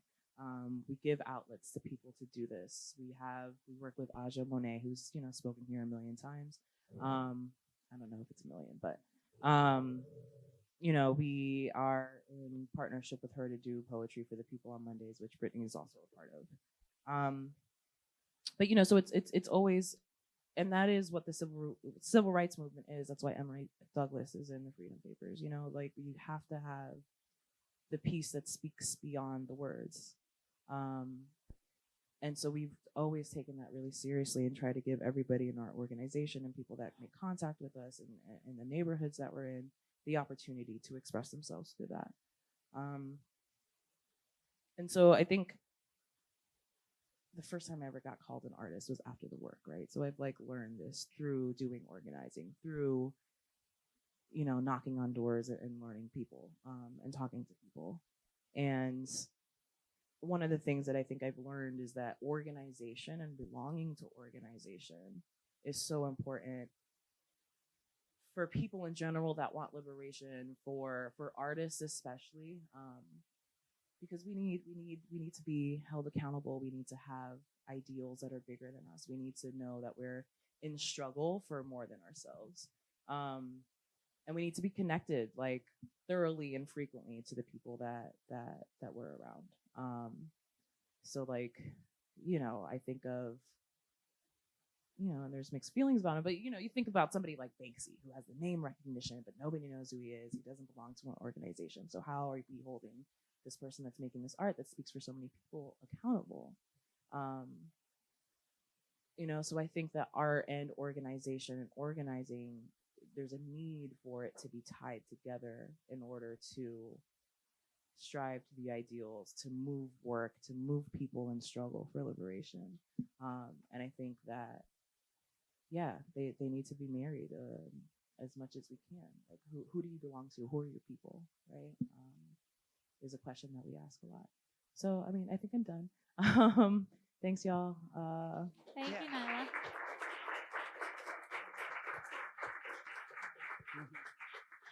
Thank you. That was great, Niala. Thank you. I think it's really important to think about the fact that there is a history of imagery supporting protest movements historically. And so I think what you're doing moving forward is bringing that into the contemporary period and looking at issues that are relevant specifically here. And I applaud that. And we have literally about 5 minutes left. So like in the last 5 minutes, if each of you just briefly think about what is it that you're doing that you think other institutions, especially mainstream institutions or larger institutions, could learn from, or really an advantageous way of thinking about what you're already doing that could be a model or replicated in another way. I think that what we're doing at the museum, especially with the Persister exhibition, is that we're basically a platform. So we're not coming in with a predetermined art historian or, you know, narrative look onto it. So it's different than playing out like an art museum. We're more like a platform for civic dialogue, and we're using art as a vehicle for that discussion. So I don't know how that will fall onto folks that are experts in the art field, that we're kind of like using art as a vehicle for. And we are actually relying a lot on the artists being very opinionated, because as an art museum, we kind of like need to maintain our neutrality to a certain degree. We cannot do advocacy, for example, in my museum. We can educate. So, you know, we talk a lot of, we're kind of like promoting 30 nonprofits that are working with formerly incarcerated populations, but we're educating people on those 30, right? But we are relying on those artist statements that are keen and very critical of the system, for the artists to kind of speak through the art and through their artist statements, for us to be able to make the point we're making, because as a museum, as a structure, we're supposedly kind of neutral. So we're basically a platform for civic dialogue, and the art is kind of like what is activating the space and activating a lot of emotional responses that we want to activate, so that people then can change their minds together with how they feel about something.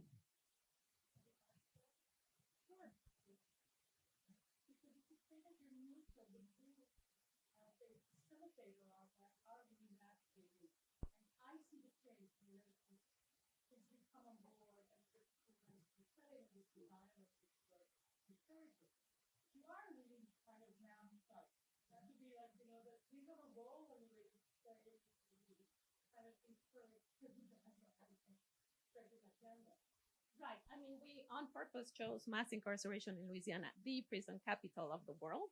But kind of like the first statement on our exhibition is, you know, Louisiana until last year, now it's Oklahoma, was the prison capital of the world. So we start with like data, right? And with like the rational, like with the self-evidence kind of data that we need for those that want to ask, well, why are you talking about this? Because of that, right? So yes, we chose to talk about mass incarceration, and that's not neutral, right? But within the text of the exhibition, we stayed away from saying this terrible, this problem, this, we remain very neutral. Though if you read the whole sentence, you understand exactly what we're saying. But the artists are being very candid, and they're not only being very candid rationally of like how they're justifying or how they pick the stories of the women, but emotionally they're very charged, and that's eliciting a lot of responses that we then had to channel them into station kiosks that elicit action, right? So yes, we are keenly choosing issues that nobody else wants to choose, like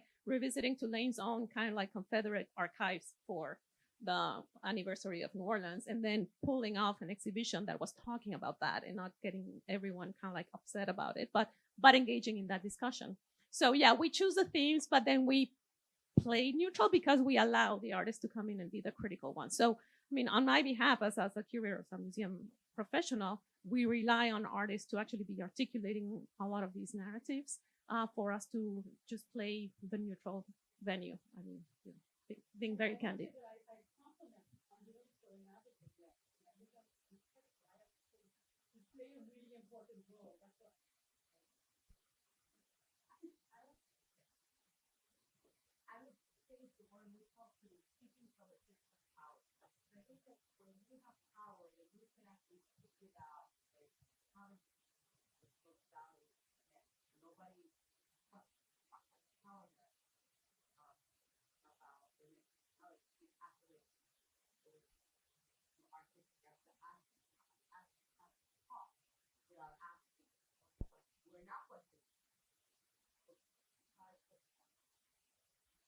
We've also been criticized for saying that we are using art as a vehicle for civic dialogue, or that we are using the museum as a safe space for talking about mass incarceration. So thank you for the feedback. We are grappling with a lot of these issues to kind of like find out how we can better, describe what we're trying to do. But I think one of the things I want to say, we're doing it.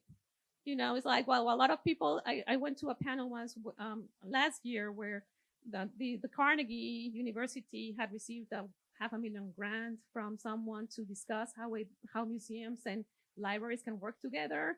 And we were the last one in the panel. Like, well, this is what it looks like. So I think while I know things can be different, but we're just doing it. We have been programming for 4 straight years, almost exclusively women and people of color. And while we're not stating it openly in our mission statement, that's exactly what we're doing. And it's interesting because folks that are now coming to the museum, what they say is like, I go to the museum because I see all these international programs, as in Puerto Rico, as in. So it's interesting that we think we're doing one thing and then folks are perceiving it differently, or Diana Al-Hadid, because we're talking about Syria, but she's American. It's interesting how it's all playing out. We're just doing it. And so now we're kind of like retroactively analyzing what we're doing, but we're going ahead and being very bold and just reacting to the situations that come upon us. Okay, literally just 2 minutes left. 1 minute each, please. Tobias and Niala.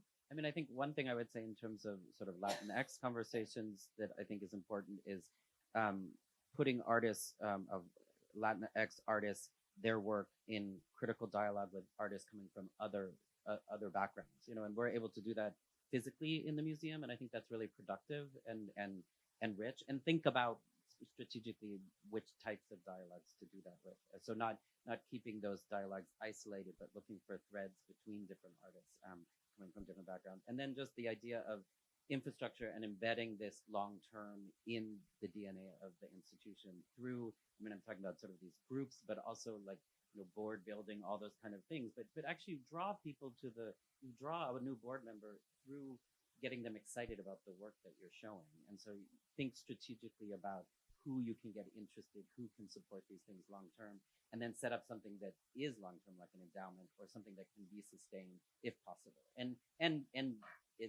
room for evolving within that.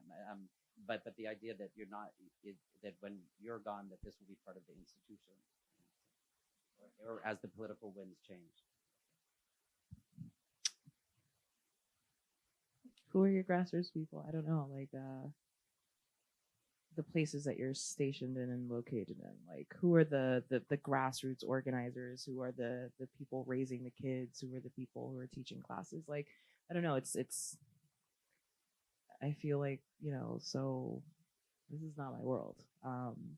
So who are the people that are creating art and everyday experiences that are like shooting for the stars? Like, who are the people who are trying to change things, right? Like everybody, I feel like everybody we know makes art in some form or another. But you know, social justice, what your museum, what you guys are both doing is super important. Like the stories of women who have been incarcerated right now, you know, in the state of Florida specifically, where we just won Amendment 4, 1.4 million people are now allowed to vote again. So woo! You know, let's go find some of them who make art. I don't know, you know, just give space and opportunity and voice to the folks that might not be the first to come to mind, who are struggling for liberation and better conditions and justice. And, you know, let's put them out there. Let's create opportunities for the folks that, you know, might be in the back of a lot of people's minds. And you're doing that with the Freedom Papers. So thank you for your work. Thank you all for your work. Thank you everyone for coming back. I wanted to take this moment to read the contribution of Carmen Ramos. Carmen Ramos is the curator. She's actually deputy chief curator right now at the Smithsonian American Art Museum. And she started at the Smithsonian in 2006 or 7, I want to say, with a mandate to expand the collection of American art to begin to include more U.S. Latinx artists. They had already begun collecting Latinx art in the mid-1990s, but by hiring her, they really made a serious commitment to it. And because of the government shutdown, Carmen couldn't come today. So, but she did send, yes, of course, one of those unfortunate side effects of the shutdown. So she sent this statement, and what she did is respond to the 3 questions that I had sent to the people who were speaking on behalf of organizations. She says, I want to thank Rocio for being my voice at this important forum since I'm not able to be there during the government shutdown. This is so unfortunate because the Smithsonian as a whole, and my institution in particular, has made Latinx art a major priority of its curatorial program. Our collection encompasses art from the colonial period to the present, which allows us to educate the public about Latinx art across time, not just the contemporary moment. In this way, our program is unique and has the potential to revolutionize the ways in which we define American art, culture, and history. So I asked, how has your org worked to expand support for artists of color and Latinx artists and or organizations of color made through partnerships or collaborations? She says, Smithsonian American Art Museum has the largest collection of Latinx art of any nationally specific museum of American art. We've been collecting and exhibiting Latinx art since the late 1970s when Latinx art was not in vogue. This collection was built upon the inroads and example of our pioneering collection of African-American art. In 2010, my position as curator of Latinx art was established and became one of the earliest positions of its kind in the United States. Our location and work in the nation's capital means that our program has symbolic capital and the power to broadcast to an increasingly divided nation that Latinx art is a fundamental part of American art. We take a holistic approach to our work.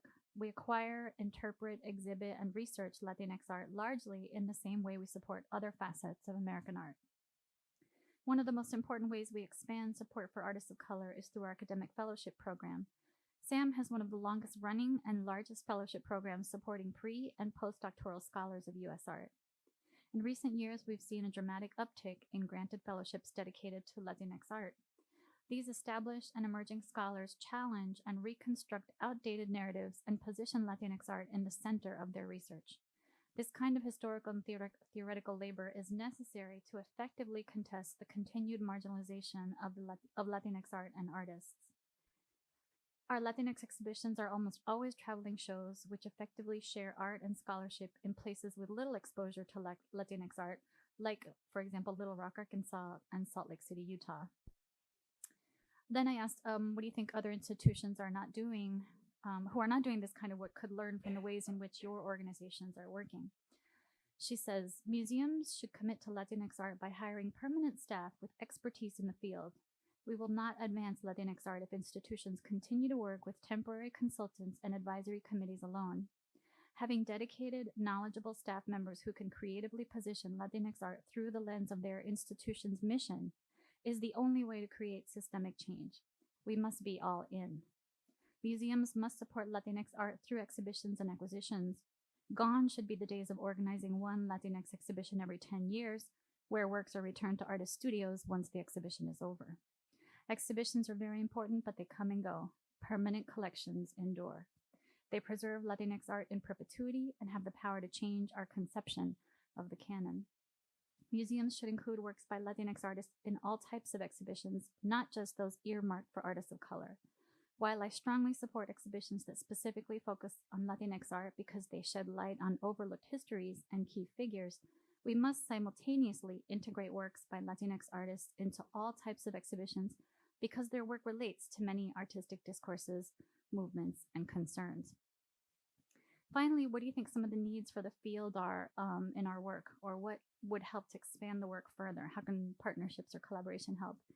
She says, we must be mindful during this period of increased visibility not to overlook the specificity of Latinx art. We must temper being too loose with this and related terms. An artist living, working, and producing in Argentina is not a Latinx artist. Furthermore, using terms like Latinx, Chicanx, or Cuban American, to name just a few, is not about pigeonholing.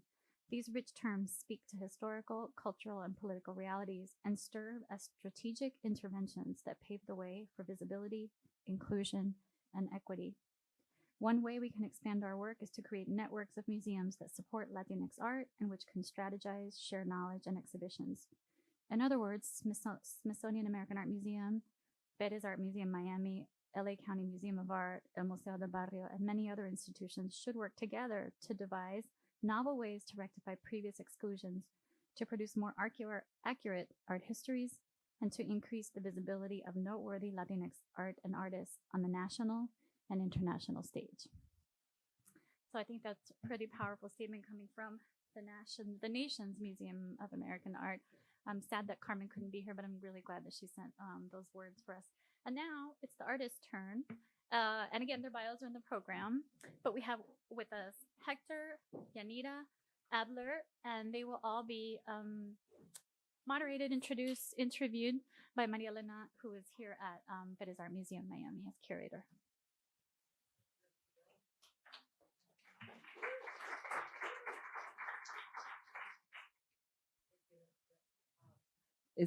I'm very excited that this program is happening here in Miami, because I think Miami has a lot of important ideas to.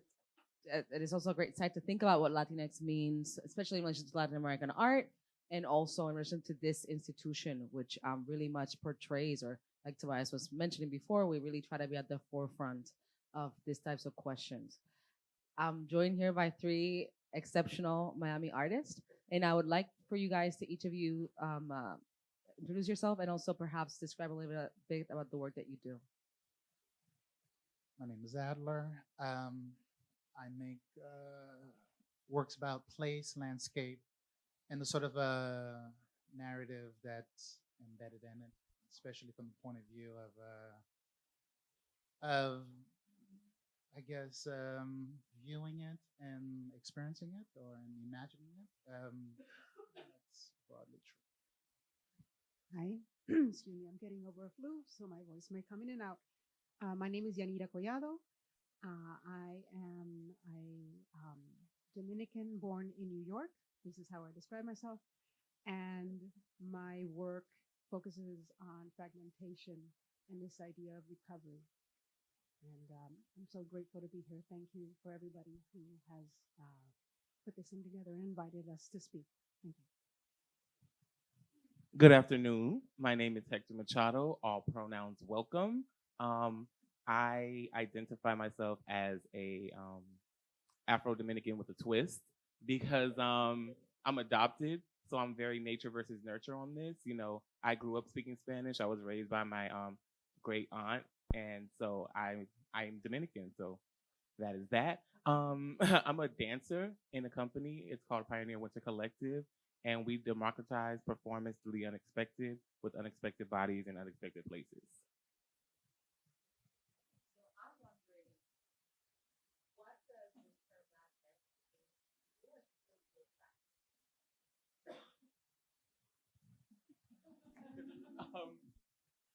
For me, the term Latinx means inclusivity. I'm gender nonconforming, So you can call me he, she. Like I like to play with gender. Like that is who I am as a person. So the term Latinx like makes everything the same. Like there's no, we don't have to worry about Latina. We don't have to worry about Latino. We are all Latin, and that's how I perceive it. In the work we do a piece called Reprise that opened in 2018 at Miami-Dade County Auditorium. And in the piece, I do a narrative about being a a Latin person who presents African American and getting pulled over, and what happens when the cops come, and the reality of that, especially in the climate in which we live today. So telling those stories, being a darker Dominican person, is very important to me in that piece, and it gets very emotional. Like I never know how it's going to be every night because it's not written. So it's like my real experiences are a part of my work. The term is still relatively new to me.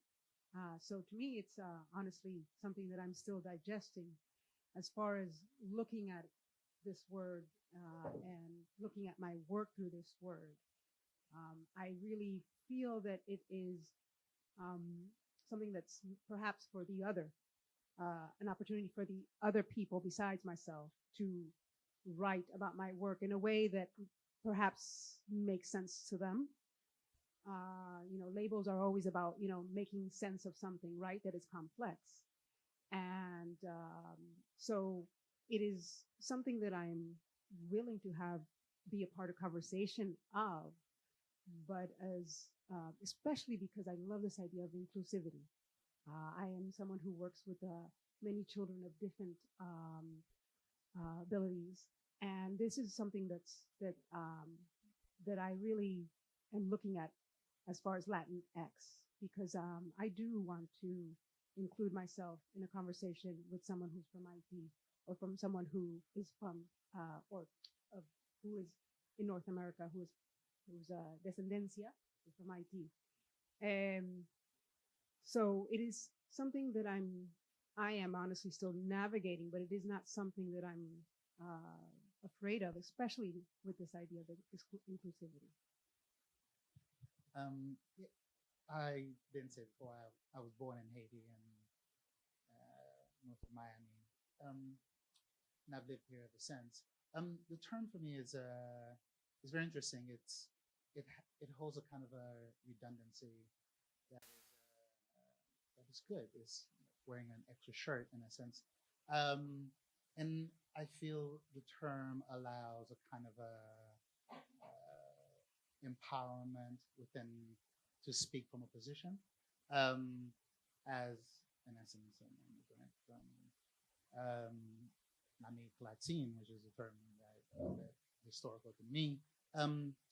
The Latinx sort of becomes helps define position where you can speak of not so much about migration, but about this moment, living here, living in Miami with full knowledge, or there's growing knowledge of the Caribbean and Haiti, because that's still something that's important for me in my practice. And at the same time, the term insisting on gender neutrality, but even in essence, there's a sort of temporal aspect within the term as well, at least within what it can do if used properly anyway. Because it allows a kind of a interrogation of place and history, and the sort of how place in history, how place have been organized. Yeah, that's the term. It's rich with all these connotations, and so it's a welcome. How do you go?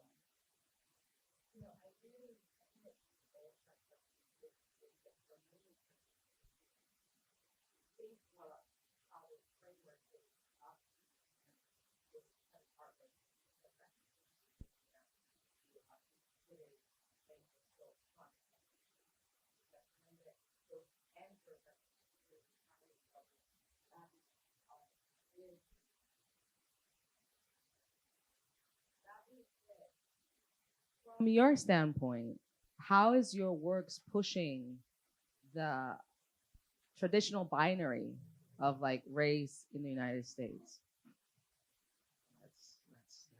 That's a tall order.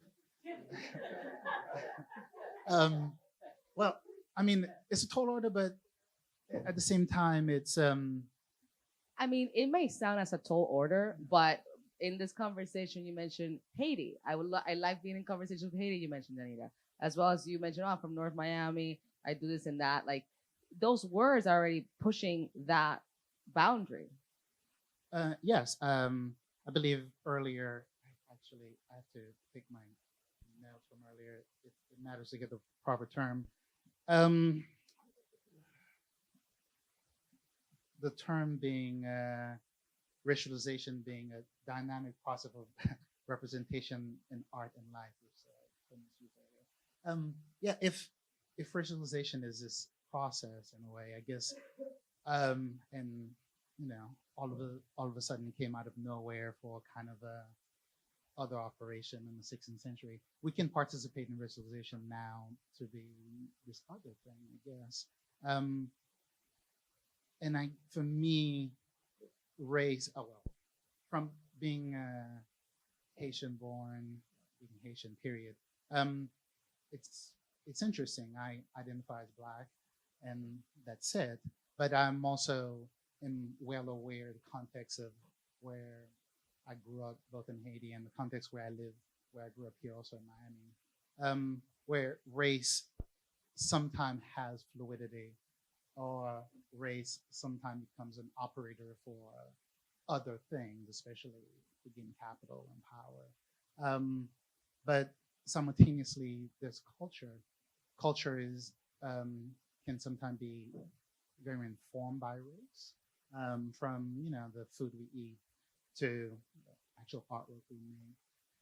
For me, race becomes this sort of a chapter in the work that forces landscape, for example, which is what I'm concerned about.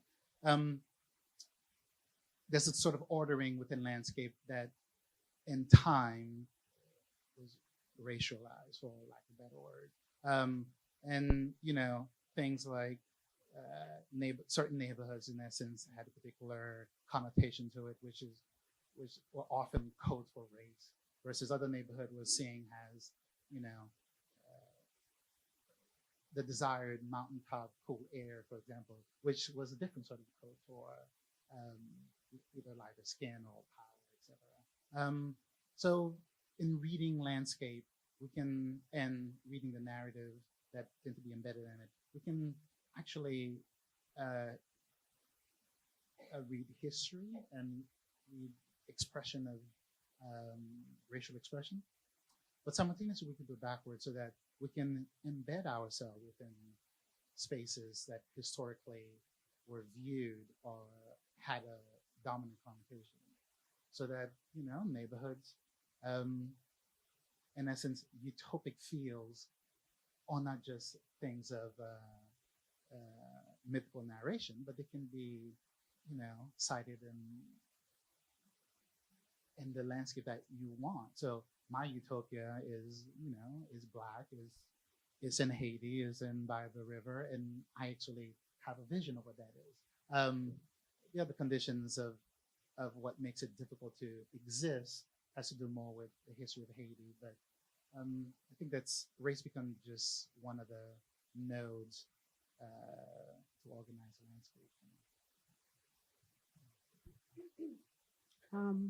I think of answering this in three ways. First, there's the work I produce with my hands, right? My own work that I have in my studio. And then there's also this work that I do, that I go out there and I'm an educator and I work with children that other people may, I work in a lot of neighborhoods where people will not go into to work with children. And to me, that's work. That's part of my producing work. So if I'm pushing boundaries, I get my hands dirty and I create, or I help create or nurture other young artists who would not think that they had a right to that title because of how they grow up or their skin color or gender. So that's one way. The other way is to also to exist, for my work to exist, to keep producing it.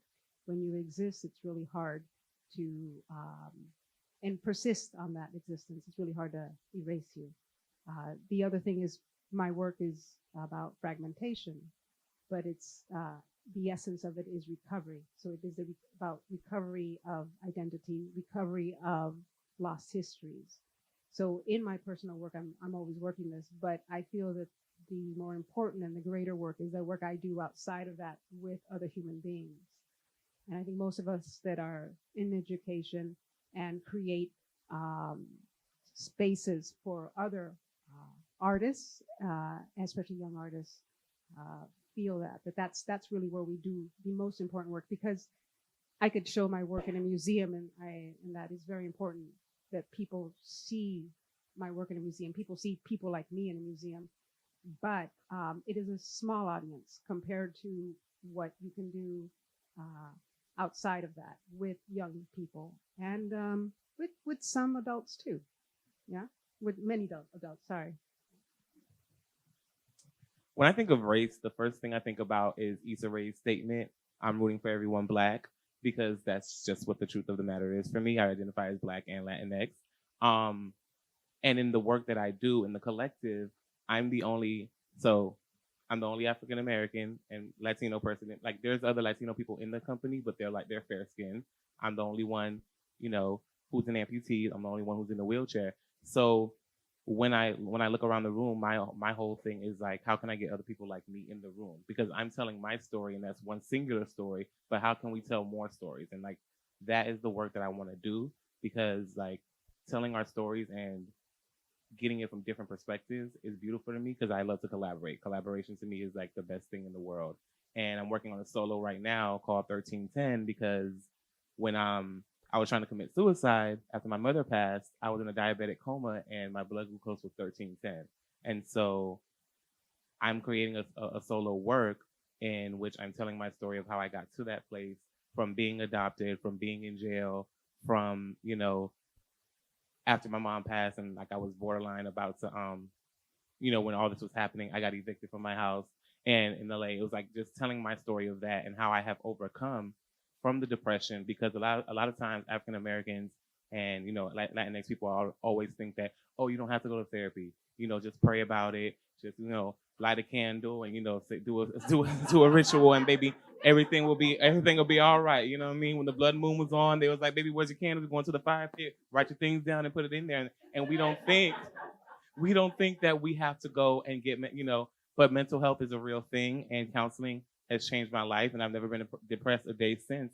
I woke up in the hospital, like stuck to the bed because I was trying to pull out the tube that they had down my throat. And so with that piece, I want all the collaborators to be people of color, because it is important that we make work together, because I'm a strong believer, like, The Color Purple was directed by Steven Spielberg.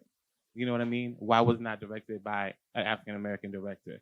Why is Spike Lee just getting his movie Black Klansman to be movie of the year? You know what I mean? We have to advocate for ourselves and make our own circles and make our own tribes so that we can be successful as they are. Yeah, and I think definitely this program also aims at that, at trying to diversify museum roles from the top down, in particular to this conversation. I was wondering, you keep saying you're Latino or Latinx and also Black. Like, why are those separated? For me, it's because of my family structure. Okay. My mom's Dominican and my dad was African American, and my families are like totally divided. And I always sit, like, because my cousin lives with me, and I always sit and I wonder, I'm just like, when someone who is darker skinned comes to the house, no matter if they're Latin, no matter if they're African American, they won't open the door. But if someone who is fair skinned, who is African American, comes to the door, they open the door. Because colorism in the Latinx community is a very real thing. So because my family is darker, the darker side of it's two different things. So I always grew up saying, my Black side and my Spanish side. Like, that's how I've always grown up. So that's why I say both. But I think that Latinx is inclusive of it. But, it's just a journey of like, getting to the point where I just say Latinx and people know that Latinx can mean Afro-Dominican as well. Do you, now that you bring up colorism, do you, like, this perhaps for each of you, working in Miami, do you guys feel like colorism plays a role in like the everyday life as artists? I've come across a lot of people. I don't want to say what type of Spanish people they are because I don't want to offend anyone in the room. But I've come around a lot of people who are Latino and they will say that they are white. And I'm like, well, how are you white? And they're like, because look at my skin. I'm like, baby, your skin has nothing to do with your ethnicity. You were born in that country and you came here and you're saying that you're white. And a lot of times as an artist, I'll go to a space that is Latin and I'll go in there and they're looking at me like, ay, ¿y qué está haciendo este negrito aquí? And they think that I don't know what they're saying. I've been there. I know what you're talking about. Yeah, I've been there. Yeah, that happened to me actually when I first moved to Miami. I didn't have a car. I was waiting on the bus. I was coming from Mexico City, so I thought the transportation system here worked as good as it works in Mexico, but it doesn't. And I had a woman in Spanish tell me, we're waiting for a bus for like an hour and a half. And she told me to me in Spanish, you know, the problem with the bus system here is that it's all being driven by Black people. And I was like, I mean, it was a very interesting moment. And I think it's very revealing about Miami and how Miami operates. Because this woman, you know, I always wonder, how do I fit in her imaginary, in her social construction? And also, since I spoke Spanish, like, how does language also plays a very important role in what the experience of being in Miami and being able to wear multiple sweaters, like you said earlier. And I also asked a question because ultimately we're here about a Latinx panel and talking about Miami, but all of us actually in this panel are people of color, you know. So I think that says a lot, considering that the majority of our artist community is actually of Latin origin here in Miami. Like what, 80%, I would say, of all the artists working here and living in the city. Yeah, it's just interesting because, like, coming from LA, you would think that in LA, because everybody thinks that everybody in LA is about themselves and like, I'm trying to make it and I'm trying to make it. But moving back here, I've been back here 3 years. Miami is so like, it's so cliquish. It's very, we're over here, we're over here, we're over here, we're over here, and we're trying to do this and we're trying to do that. And it's like, why can't we all come together and do the same thing? Because I want to make work about social injustices and you want to make work about social injustices, and I'm coming at it from this angle and you're coming at it from that angle, but we're kind of talking about the same thing. So why can't we just collaborate? And people are just so afraid of collaboration and like even doing something new, because I'm presenting to them that I'm a dancer and they don't understand that how I can be a dancer as an amputee. So then it's like that whole thing. That's nice. Yeah, Miami is interesting. That's all I gotta say. It's very layered. You want me to direct this question to how, in the art world, how colorism is just here and working in Miami and being an artist here, general, yeah. You know. It's really interesting. People are very confused sometimes in certain areas about my identity and in others not. And of course, by this time you have a sense of humor about it, or you have a filter about it, and you know how, you have a, like a bag of tools to navigate through this. For example, when my students see me and they hear me talk Spanish and say, Ms. Y, you know how to speak Spanish? I thought you were Black. And I'm like, oh, yes, I am, just like you. It doesn't take it away, but I understand what they're saying, because they're associating it with how many, with a certain, I think, privilege that doesn't really pertain to me or certain people of my skin color, but I understand what they're saying. So, and it's a uncomfortable conversation to have, but it's one that's necessary, I think, to get to the root of it, to say, no, you know what, we're going to disarm this colonial mindset.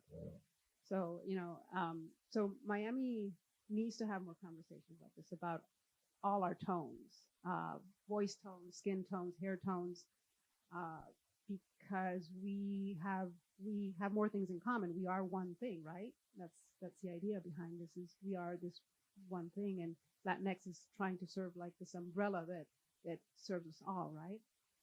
So it would be wonderful to have this conversation everywhere with young people on the radio more, because we need that influence. We don't have the influence of talking about the complexity of us. We have the influence of dividing us. I really like your last point, because in a way, as much as I tend to think of Miami in generous terms, that there's still the reality of Miami is in the U.S. and Miami is no different as a history than the history of the United States. So in essence, race matters, color matters, the hierarchies of class and money, all these things matters.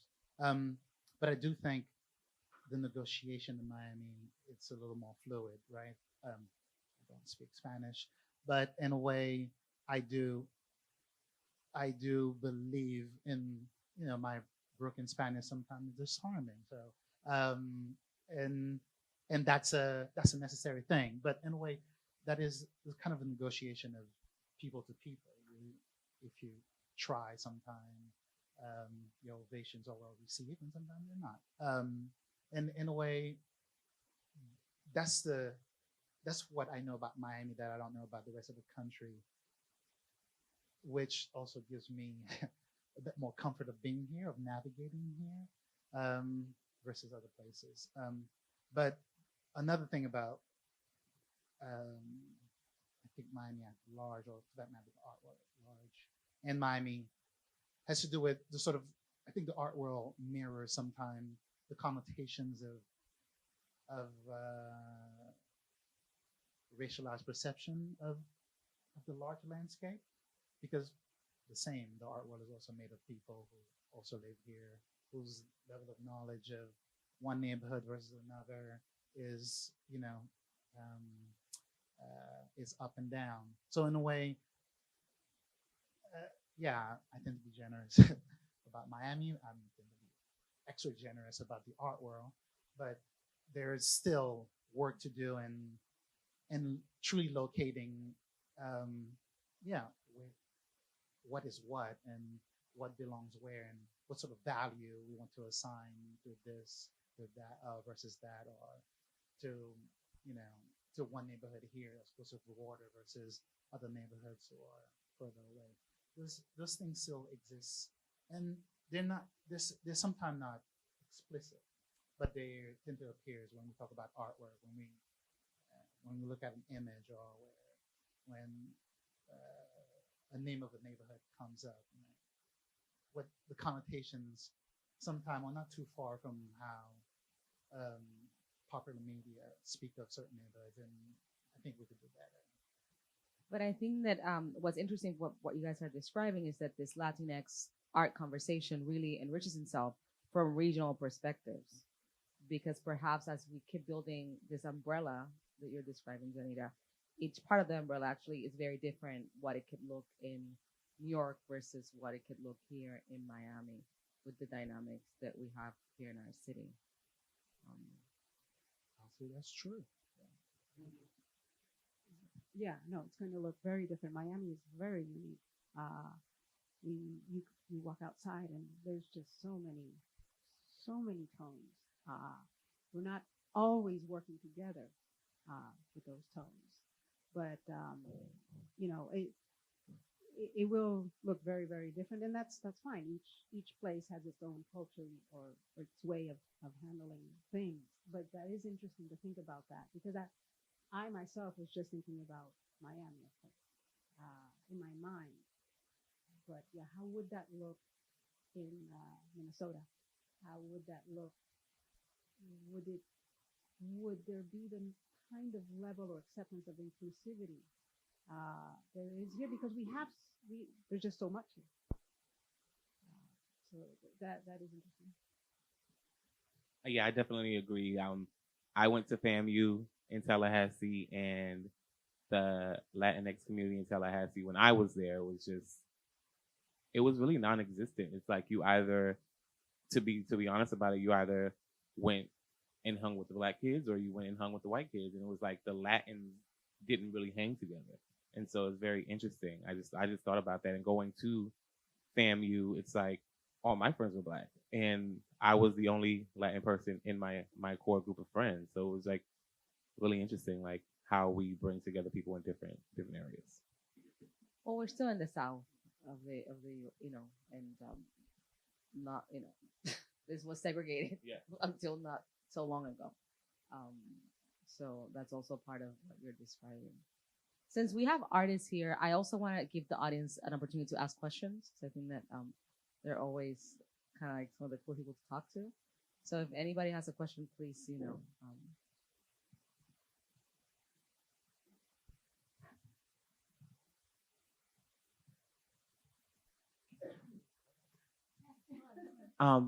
If you all aren't busy tonight, I'll be performing at Miami Light Project at 8 o'clock.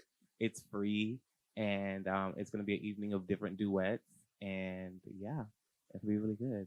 So come see me perform. It's at 8 o'clock p.m. There's a cocktail reception at 7 p.m. It's free as well, so you can get a little tipsy, and then come see some good art, and then there'll be a talk back after the performance. Just want to plug that in.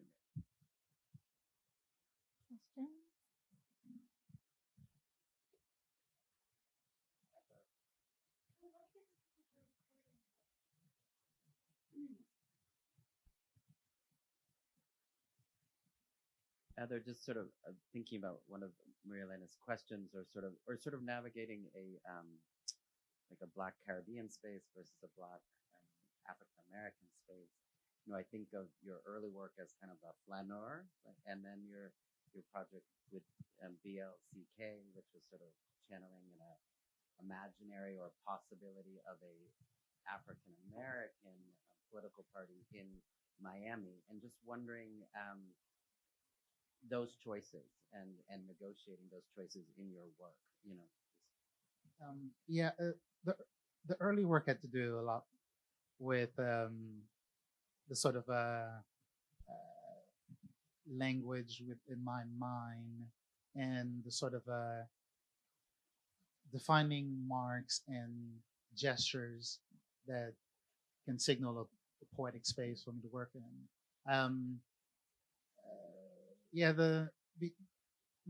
My concept of BLCK actually was a bit more inclusive, though BLCK is cited in Liberty City because of where the sighting of the riots occurred. But in my mind, I conceive a sort of a group not unlike the Dream Defenders of its time. It would have been younger folks, college age, or not, or just out of college, for whom reading the news or seeing images of protest and responding to that would have been requires a bit, and the internationalism of the work also forces having a background that was broader would have been necessary. I do, and that work also allowed me to think within a larger umbrella of the African diaspora, which itself it's spread all over the world, at least for it this way.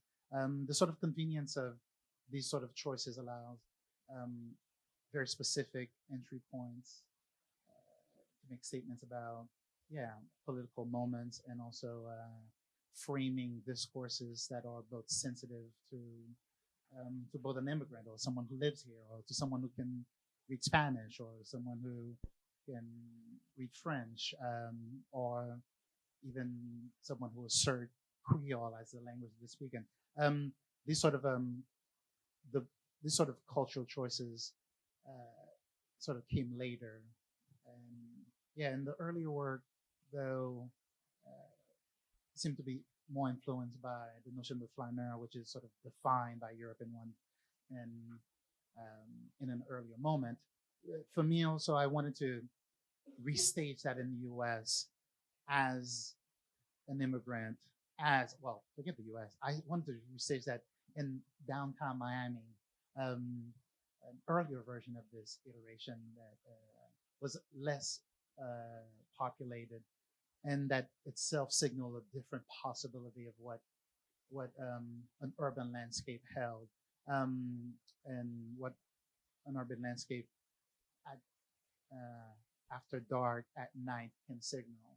And entering that space was also necessary. So yeah, the thinking was always wanting to give at least myself as an artist, or the embodiment of the voice within this work maximum valences. and yeah, it was a conscious small choice earlier.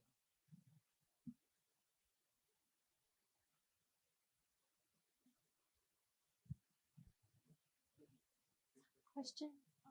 Okay. Hello? Yeah. So I was actually thinking now of the comment that Carmen Ramos, that Rocio read about the idea that Latinx is not a generic term, it's something specific, that we need to really, really remember this idea of specificity. And the way that somehow we speak about these terms of Latinx is almost like it's a new thing, you know, it's like, wow.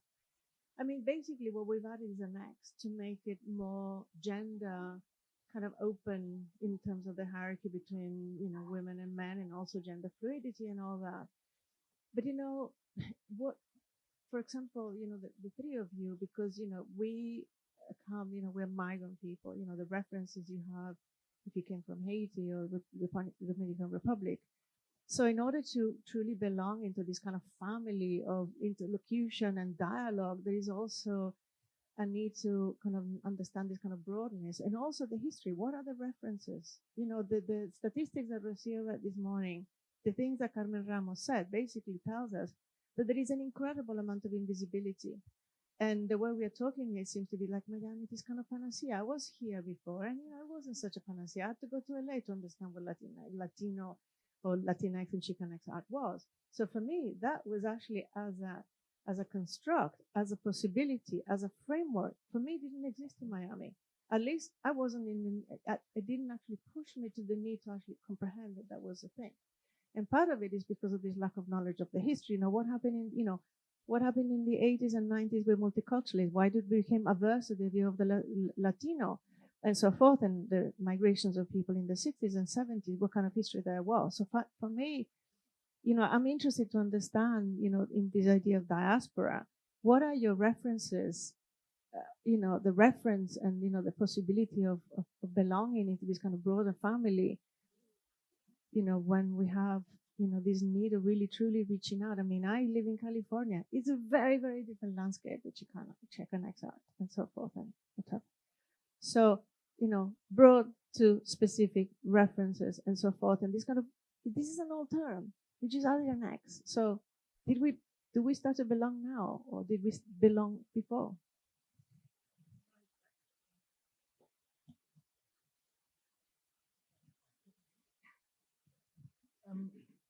Yeah, it is an old term. It is. I mean, to piggyback on your question again, Tobias. When I was thinking about the LZK, there was this gentleman Eve that I met. He moved from Haiti to Miami, I guess in the early 60s, and in 1966 he was going to University of Miami, and in 1968 there was a riot here, and he was telling me his perception of going to University of Miami, living on campus, and having this riot happening in Liberty City, which is on the other side of town in essence. And it was important for me to kind of understand his point of view. I mean, he's Haitian, but the moment you come to most Haitian comes to Miami, I mean to the US, you're lumped within a sort of African-American group or Black group in essence, which is totally fine, but you speak with an accent and sometimes it's not fine. But that's how he identified. And in a way, that's how that's the history he had in his pocket to understand the politics of the time. The politics of the time was partly viewed in the lens of Haiti in an earlier moment. The work itself takes on the Haitian Revolution as a sort of a inspiring thing. And in a way, for me, that's the sort of one of the valences I'm talking about earlier of asserting the powers of Latinx as a positive thing, and that what's woven within it is history, and it's not all of history. It's the history that empowers you, at least that's empowered me in this case, and to me that's the sort of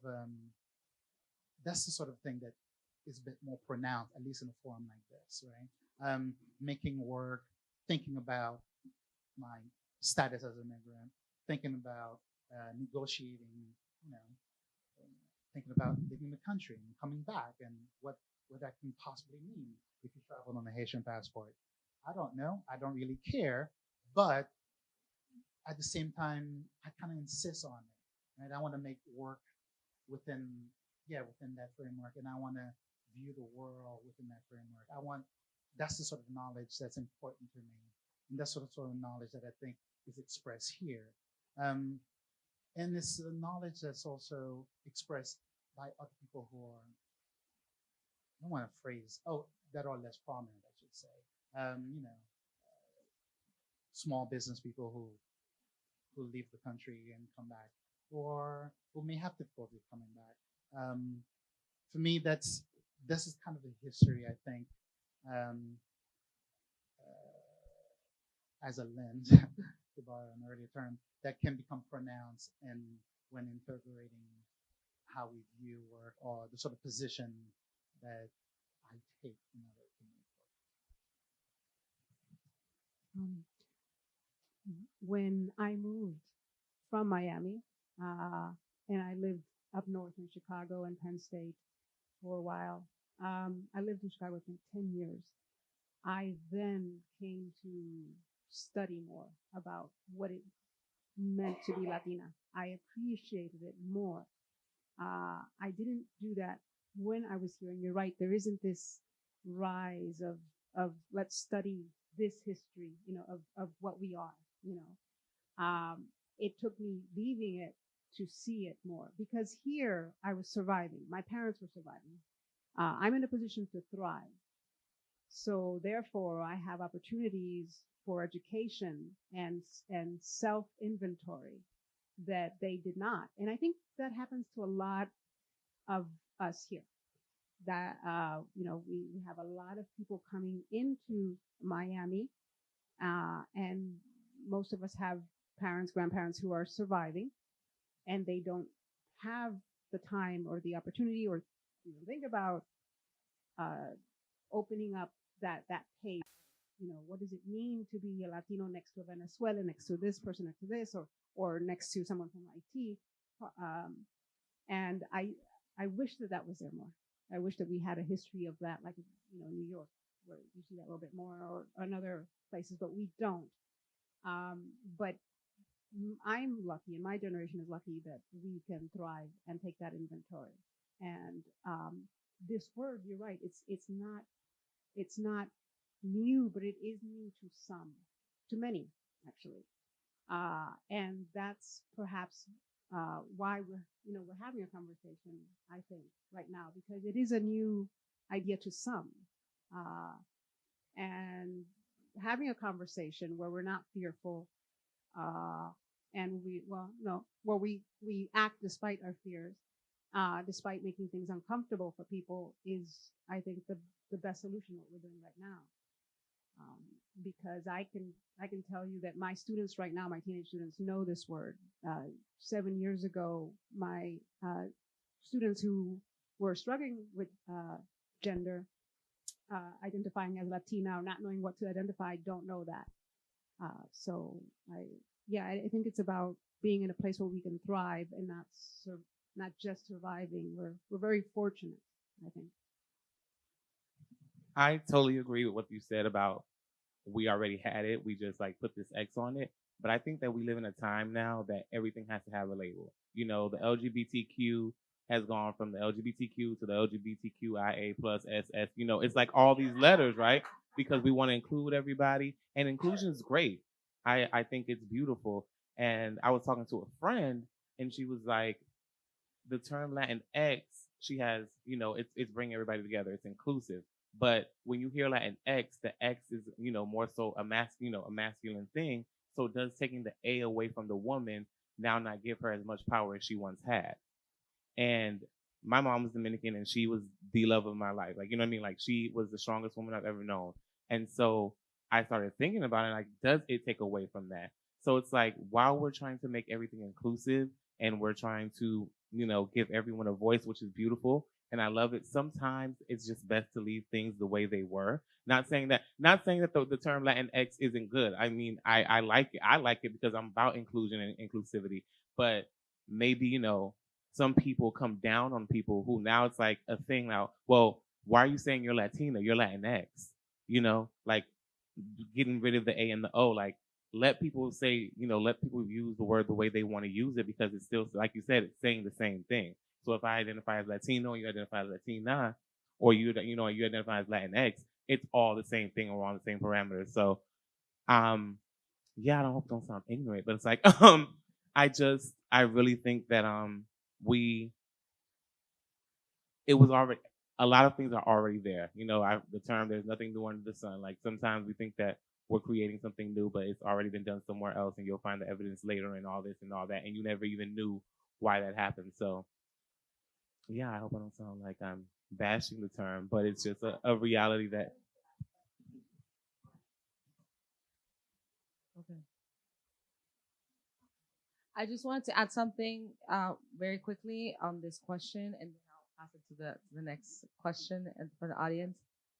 I just wanted to say that, Danita said that perhaps there's not a history here, but I think that there is, and I think that specifically the Cuban American community will be the first one to say there is a history here of Latino or Latinx art. I do see Latinx art as a rebranding of Latino, and to me, what's new about it is that we're living in a moment very similar to the 90s with the cultural wars.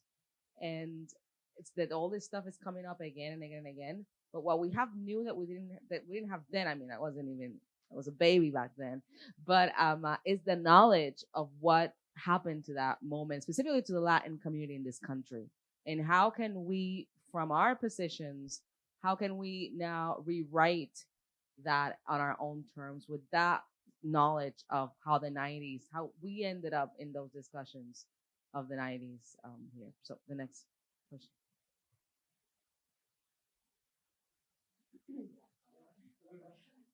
I just wanted to add my 2 cents about the term. To me, the Latinx has a very edgy potential. I like how Hector talked about inclusion.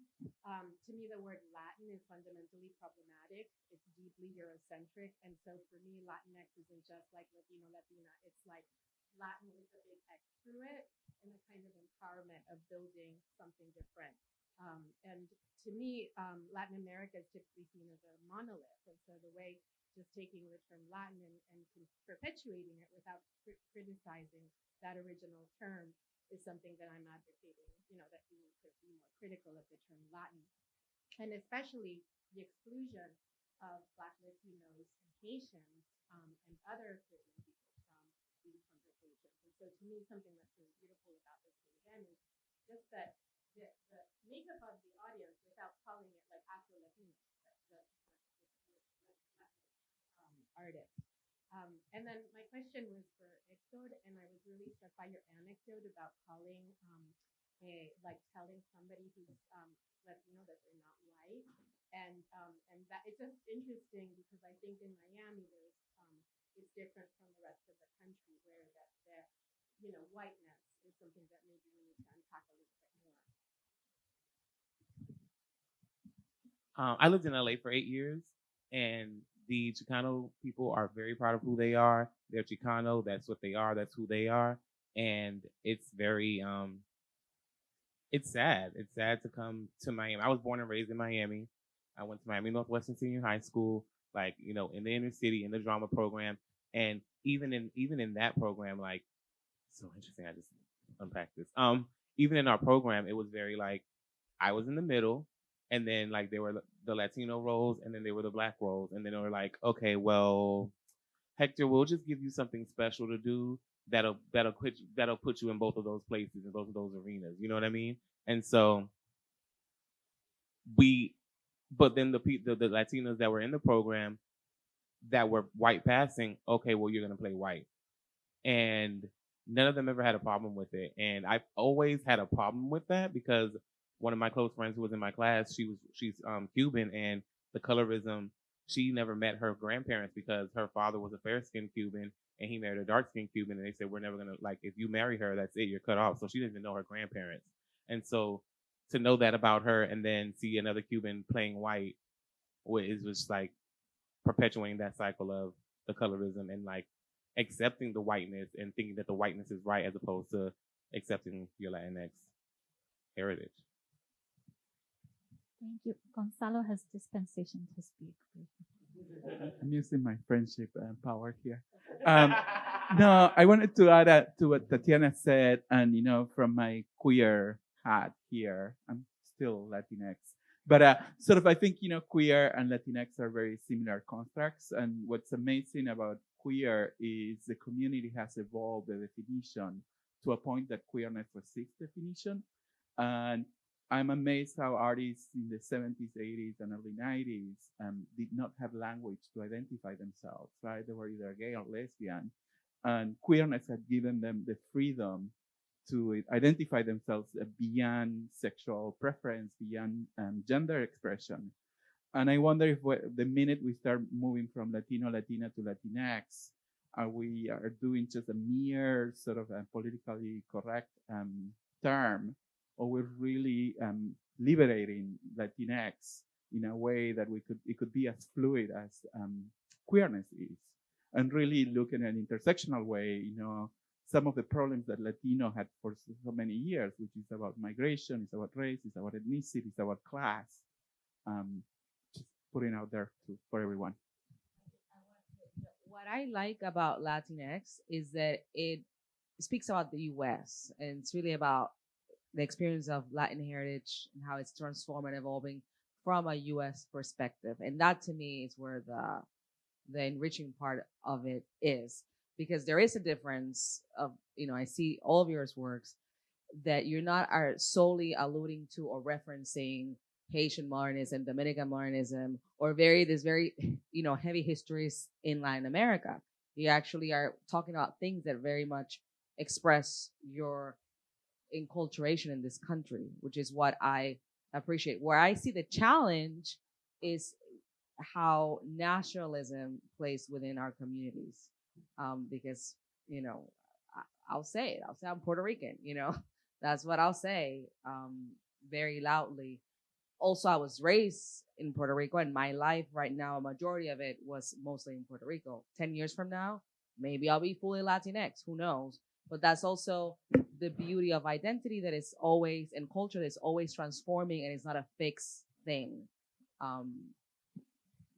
That's my perspective.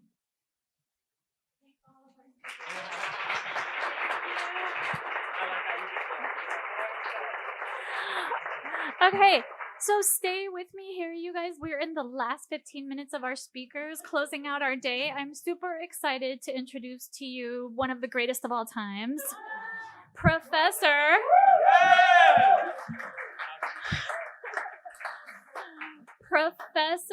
Wanda Raimundi Ortiz / Chuleta / the Queen.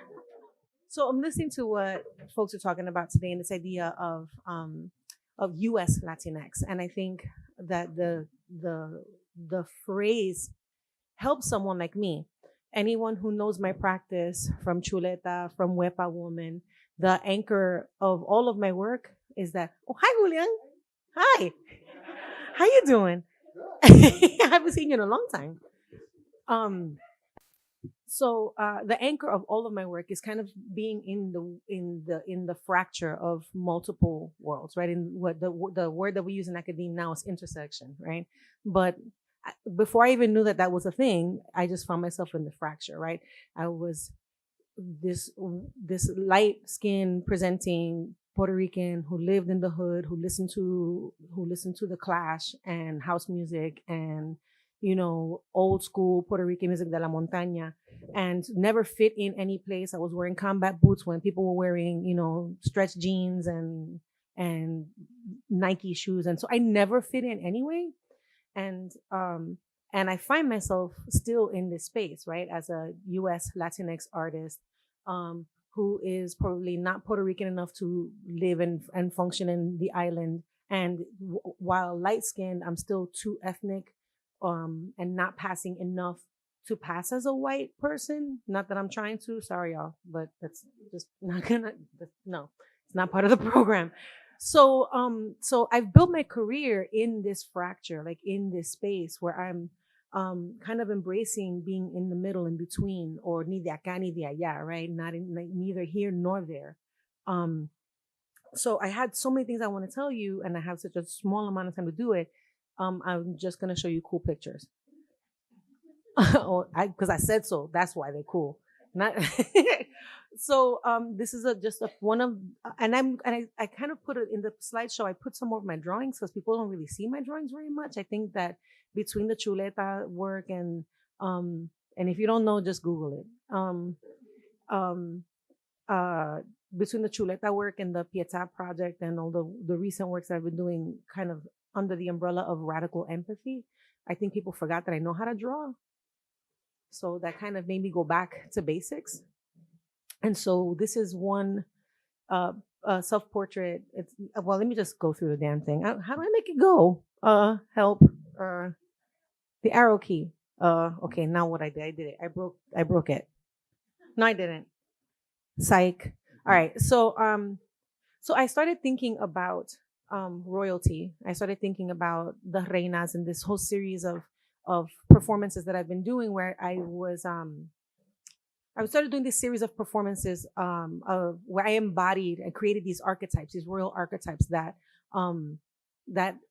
examined my anxieties about being a woman of color, the mother of a small brown boy living in the South, in the shadow of Trayvon Martin, coming up, realizing that trying to interrogate Eurocentric beauty standards, and then taking a whole bunch of pictures of myself, and then realizing that not only am I not Eurocentric, no matter what I do, no matter what the Kardashians say, no matter how much contouring I do, but also like my age started showing up too in my pictures. I guess I've lost my youthful glow. So, and so I started creating all these royal archetypes. Stop, y'all make me laugh. I started creating all these royal archetypes to examine my anxieties. But in that, I started thinking, well, all the queens have a court, right? And so I started thinking about the royal court. I started examining royalty. There are a lot of white looking queens out there, just saying. If you start looking up royalty, that's pretty much, you're going to find all these sort of European, the Queen of Spain, the Princess of so-and-so, Portugal, blah, blah, blah, blah, whatever. Don't quote me on Portugal. I'm not a historian or whatever. I just say stuff.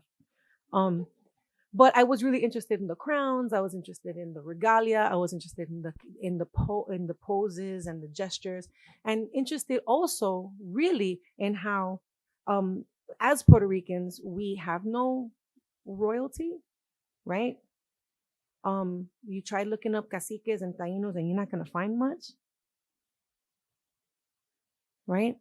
So I was trying to think about our hierarchy, where our lineage comes from, and trying to figure out, what if I wanted to make queens that resemble my heritage, I couldn't really trace it back to Africa. I couldn't really trace it back to the Taínos, in a way that I could create these icons without looking like I was like a put on, you know what I mean? So I started thinking, what would it be like to create a court for the queens that I've created? And I started drawing my own queens. So the one in the center is my mom. I started with her first. And each of the queens, I collaborated with the people that I drew, and kind of trying to make crowns around their personality.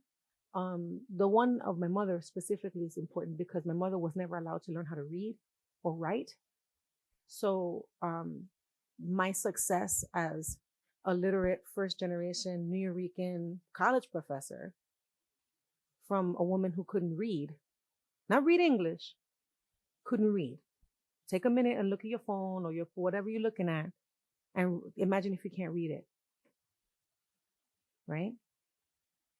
So I needed to make her royal. I needed to give her the status that she wouldn't have had otherwise. And my success and my documenting her guarantees that she won't be erased. And that was very important to me. And so from that, I started working with other women that were very important to me. So the woman on my left is my oldest niece. And then the woman on the right, or whatever, the older one on the other side. That's my mentor at the university. That is Dr. Cecilia Rodriguez Milanes, who's also my son's godmother. She's been a mentor to me at the university, and she's one of the first Cuban full professor at UCF. And so she's been very influential to me. There goes my mama. You know what she said? Me hiciste vieja.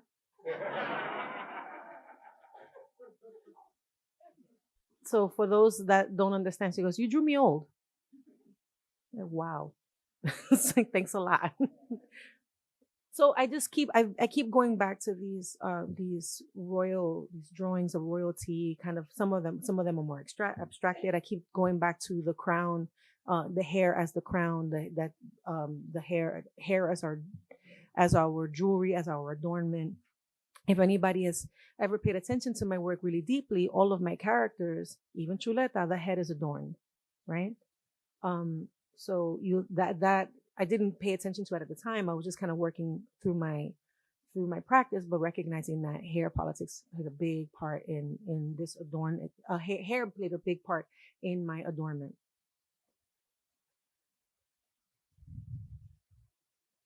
But I also liked doing them kind of temporary, these murals. You know, I'd take a selfie, and then from the selfie, paint on the wall, but not really fully illustrate the hair. I would just kind of start using sort of graffiti-inspired gestures to make these crown marks. Then I started making these really quiet little drawings of these sort of Afrofuturist looking kind of, or Afro-Latinx women. I just started making them. I wanted to make them. Like these cute little small drawings.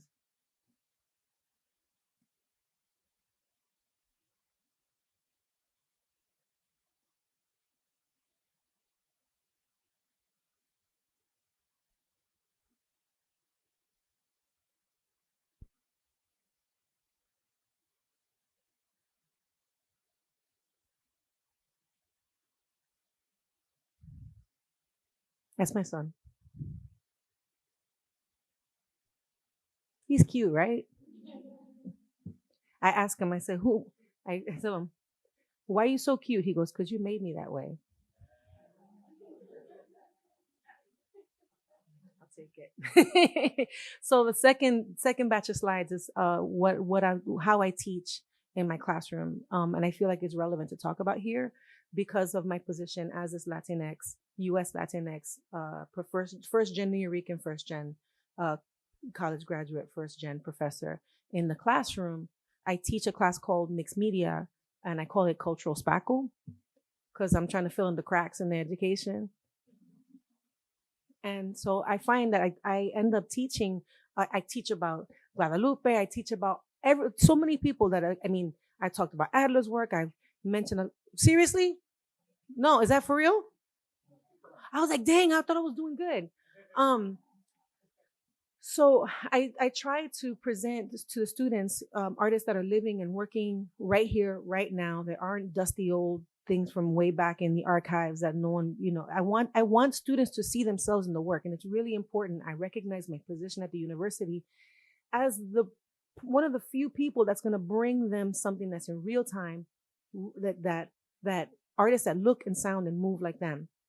And my position, who I am, how I roll, when I show up with my hoops and my Nikes and my baggy jeans or my leggings and whatever I show up in, I've made a conscious decision to not tamp down my Puerto Ricanness, my New Yorkanness, to not soften my accent, because I know that my colleagues from Mississippi or Alabama don't feel that compulsion. And so if you don't have to, I don't have to. Okay? And the biggest compliment that I get in the university is, you sound like my titi. Si se puede. So I show this slide to my kids.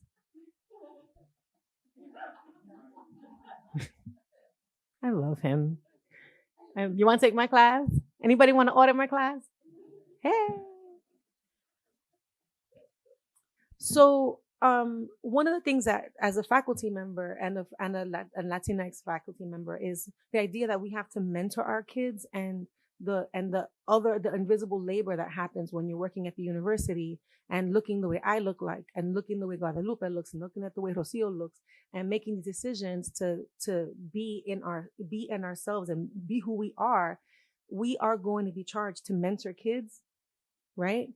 Do a lot more mentorship, a lot more heavy lifting, because kids are going to want to respond to you because you sound like them, you look like them, you recognize their stories, you're able to create a safe space for them where other people, they may not feel safe to talk about being queer, being brown, being this, being discriminated, making work about those feelings and about those spaces. And they can't, and how can you defend your thesis with a professor who may or may not get you? Right? And especially because I'm not in New York City or in Chicago. I'm in Central Florida, right? So, and then what does that mean for the faculty who's trying to go up for tenure, right? If you get tenure, you're going to be on more committees, you're going to be asked to be the representative of diversity and inclusion, and you're always sitting on these panels, and you have to do so much more work. And you're damned if you do, damned if you don't. You're supposed to keep some kind of work-life balance, but if you don't show that you're collegiate, if you don't show that you're willing to play ball, if you don't respond to every Black and Latino summit, luncheon, blah blah blah blah blah, then you're not doing your part, and the university kind of falls short for their quota. So not that that's happened, right, UCF? No, never. You end up in this space where you're doing a lot of work.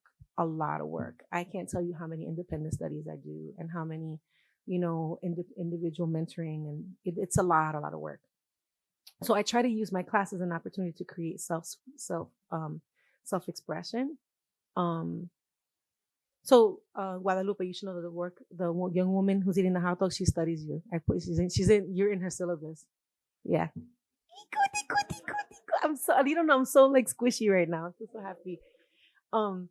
So I wanted to show slides of their work. The young woman is dealing with hypersexualized Latina stereotypes, and she created this sort of alter ego where she's like this super ultra sexualized woman wearing this negligee in this sort of Colombian style marks on her face and body, but she's eating as many hot dogs as she can, and with hot sauce and Inca Cola, and to the point. And what she did before she viewed this, she made hot dogs and she presented them to only the women, the Latinas, coño, in the room. I was struggling. Sorry, estoy sudando. And so we'd eaten hot dogs before watching this video, so we were having a very visceral response to her. It was rough. Pero quería performance, coger performance. So, and the young man on the right, he's a young queer student who was trying to do a single channel video installation, trying to do neckties. He grew up without a father, and so there's 21 neckties, but they look like nooses, and it's a really beautiful piece. So I'm just gonna put, this is some of the things that my students do.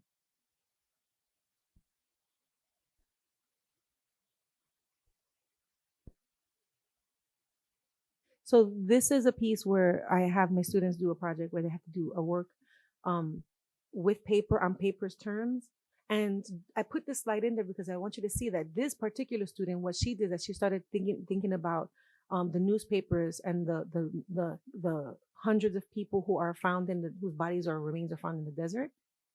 But there's not much left. So she made all these paper body bags with just like ID numbers, taken from newspaper articles. She's deep. She's amazing. But it goes to show, like, if there, because I've created the space for the difficult work that deals with our issues, then all this new powerful work comes up. Otherwise, there would be no space for this kind of work.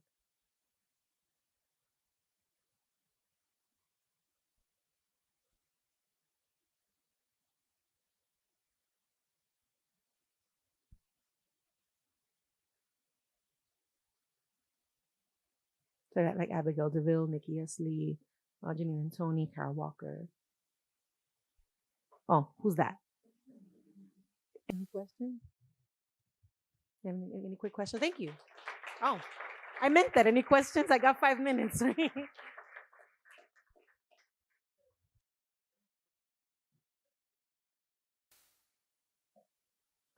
So I was hired as a diversity line hire to teach drawing, and I was given mixed media and processes and ideas and art. They're kind of these elective classes, but they've become so popular.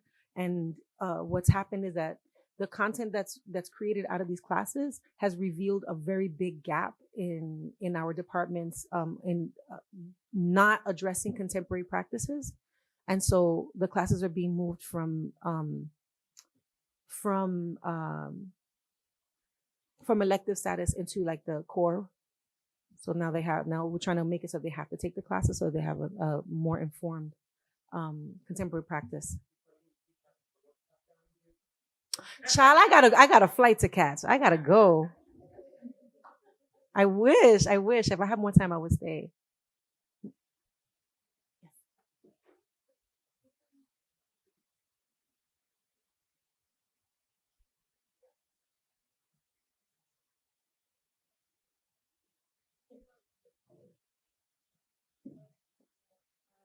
Someone unique, you're a minority as you were within the majority of the Latino population. So how do they actually relate? Are they surprised? Are they, because sometimes people struggle in their identity to actually, embody themselves exactly because of the fact that they're kind of rejected as a majority. Sure. So I try to create a space where the kids are going to feel safe. They'll never make the work that I'm asking them to make if they don't feel safe. So I have to create a sense of trust. I staunchly reject the notion that that I have to sit there and, well, I am Professor so-and-so and I'm blah, blah, blah, blah, blah, and speak from the ivory tower. I find that it's very isolating, especially if we're going to be shoulder to shoulder in the studio 6 hours a week. You need to be able to talk with me, and I will talk with you, not at you. And so that closing that space and leveling that playing field, although I'm on this side of the podium, I'm still an artist and I'm still a person. My mother used to always tell me, tú no eres mejor que nadie, pero nadie es mejor que tú tampoco. And I feel that was really important to hear. Like, I know that I'm not better than them. I just have, el diablo sabe más por viejo que por diablo, right? So I just have more age, more experience, but that's the only thing that defines. So by leveling these playing fields, and approaching the students and working with them and sharing anecdotes and how I fucked this up or do what, you know what I mean? It is jarring to them because they're being told that the academe has to be this dry space. But here we are, we're working together. I'm making mistakes. I'm pulling stuff up. If they're like, I've done this before, and I was talking to Juana about this, that was because I'm teaching about artists that look and sound like them. I'm working with people in my curriculum that are friends of mine. So if I'm showing a work of Sean Leonardo, for example, and they want to know something, I'll pick up my phone and I'll text Sean, listen, so-and-so wants to know, blah, blah, blah. And then he responds and they're like, oh, yo, you know Sean Leonardo? I'm like, yo, kid, I do. And then, and I'm unapologetically me, right? And I think that they really appreciate that. And so, because they trust me, then they know that they can go deeper with the work. They can take bigger risks. I'll dangle them over the edge, but I won't drop them. Right. So, in terms of their rigor and in terms of doing things, but they're definitely surprised by me, but I always have streams of kids coming to visit me afterwards. So they love it. They love it. And I love them. Anyone else? Grita de ahí. I can hear you. Oh, yeah, it's for the recording. Thank you so much for bringing up academia. it's really important to have the conversation about such a racist space. Oh, yeah. Academia is, art history departments are, and I think that museums are way more self-reflective than art history departments, studio art departments, other humanities. So I just wanted the room to know that, because when we talk about the gain of having like an internship in a museum, like this person's already been like indoctrinated perhaps in an art history department, and my particular curriculum, I mean not mine, but the one that I, unfortunately had to live with, is deeply like exclusionary. And so there's so many students of color at Rutgers University, but somehow it ends up that the major is 90% white. And so that's a whole pipeline of people who couldn't actually go into a museum career. And so that I just want that to be known, that those initiatives also have to somehow hold academia accountable. Yeah, and it's funny because I'm really glad, José, that in the beginning of your presentation this morning that you were showing the statistics, because the statistics that you were showing are very similar to what you see in academia. We talk about retention. You have a lot of students that are applying. Like right now at UCF, we're at a 26% enrollment of Latino students or Latinx students, Latino or what I Dios. Perdóname.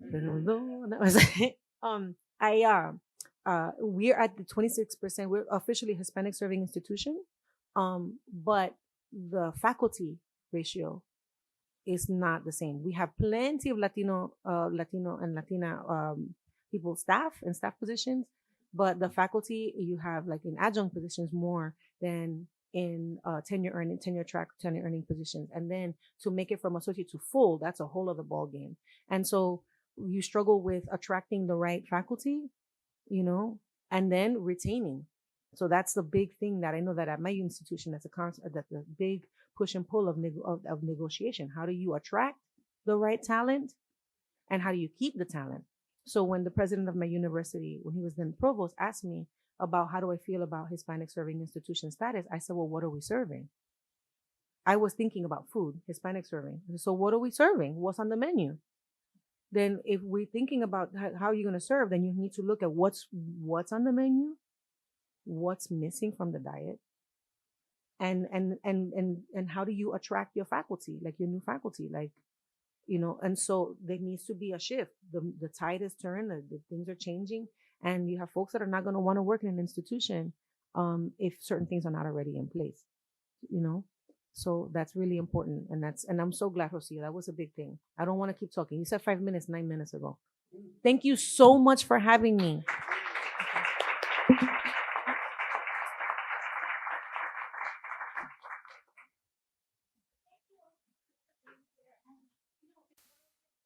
Last thing I would like to do is this is sort of an opportunity for us to share last thoughts of reflections of the day, advice.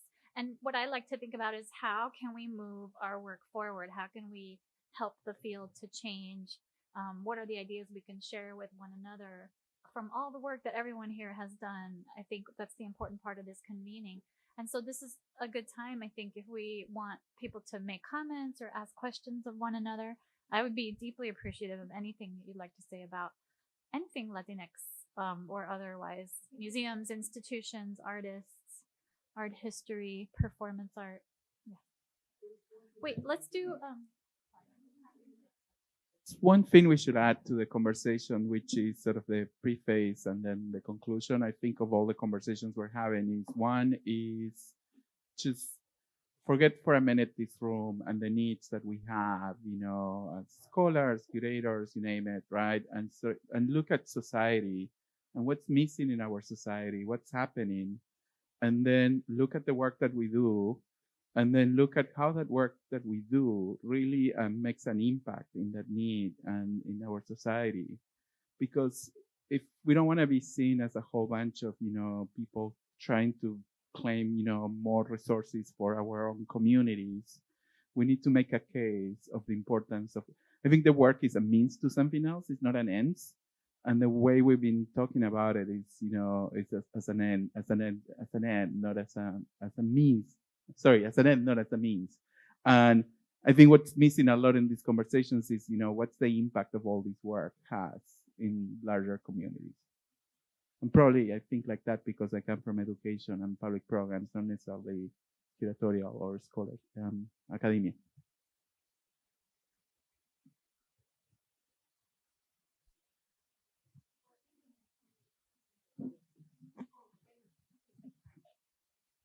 I think that you see that impact when the kids leave the school, right? The kids leave the programs, whatever programs that young kids are going to in like after school programs, or or even when they come out of the university. The hope is that we are making that impact. If we're not reaching their tios or their tias, but the kids are getting something, and then they go out in the world and they start making stuff, I think that we will see that impact in maybe the next 15, 20 years, because there are a lot more kids coming through academic programs.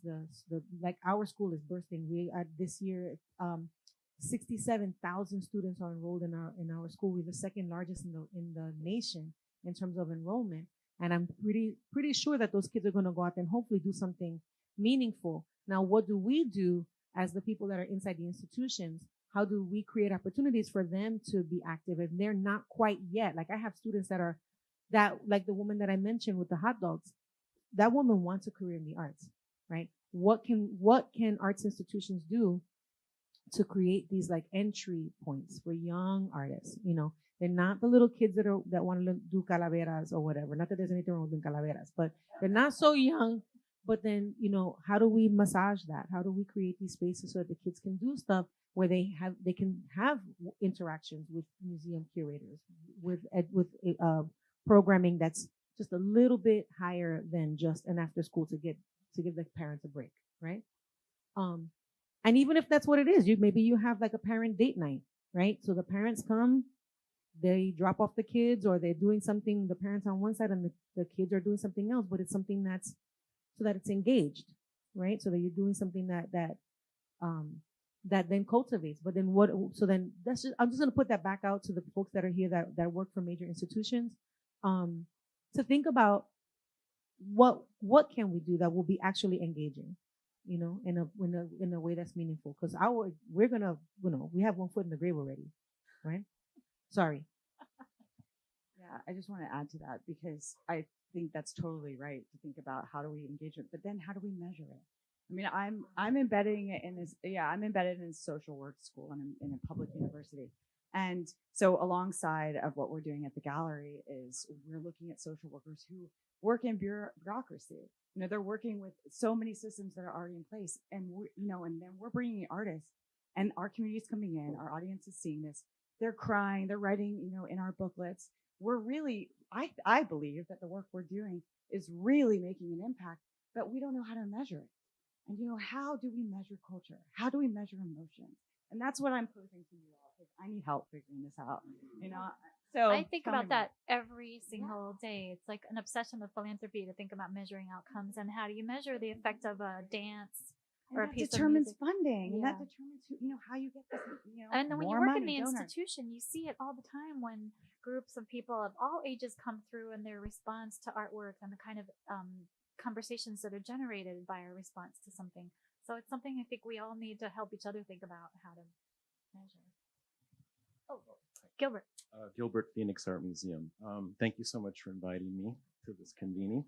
However, I just wanted to express just something that I've been feeling after coming to, I think this is the second or third Ford Foundation, second. Thank you very much. And it is sort of like, yeah, it's just this feeling of invisibility that I feel. I've been in the field for 22 years. I just did the math while we were sitting in here. And I think it's important to acknowledge that there actually have been a lot of curators and museum directors who are of Latino or Hispanic or Mexican American or whatever you want to call it before the term Latinx came about. And I think if there's a possibility of opening up that space to engage those of us, and I'm not saying it so much for myself, but I mean, I looked to Madeline Grinstein when I was in San Diego 30 years ago, when she was working on the Border Arts exhibition and subsequent exhibition that she did on Celia Alvarez Munoz in San Diego. So just wanting to to establish that because it was something that's been bugging me for a little bit. As a way of creating a little history. Latinx to me feels like it was hatched out of an egg 3 years ago, and I still feel that the term I'm not completely comfortable with the term, and I'm not sure who decided that that's I always joke I'm like I actually feel more Latin triple X than I do Latinx at this point. But anyway, I'm very happy to be here, and I think this is a conversation, and I look forward to continuing that discussion. So thank you so I think much. it's a really important point to think about that. That's why I stressed at the beginning, like self-identifying is really important, and we have to respect how everyone decides to call themselves. And we're never going to talk about the Chicanx moratorium. I mean, that would just be completely inaccurate, right? So we have to be attentive to those kinds of histories. It's really important. And I appreciate what you're saying.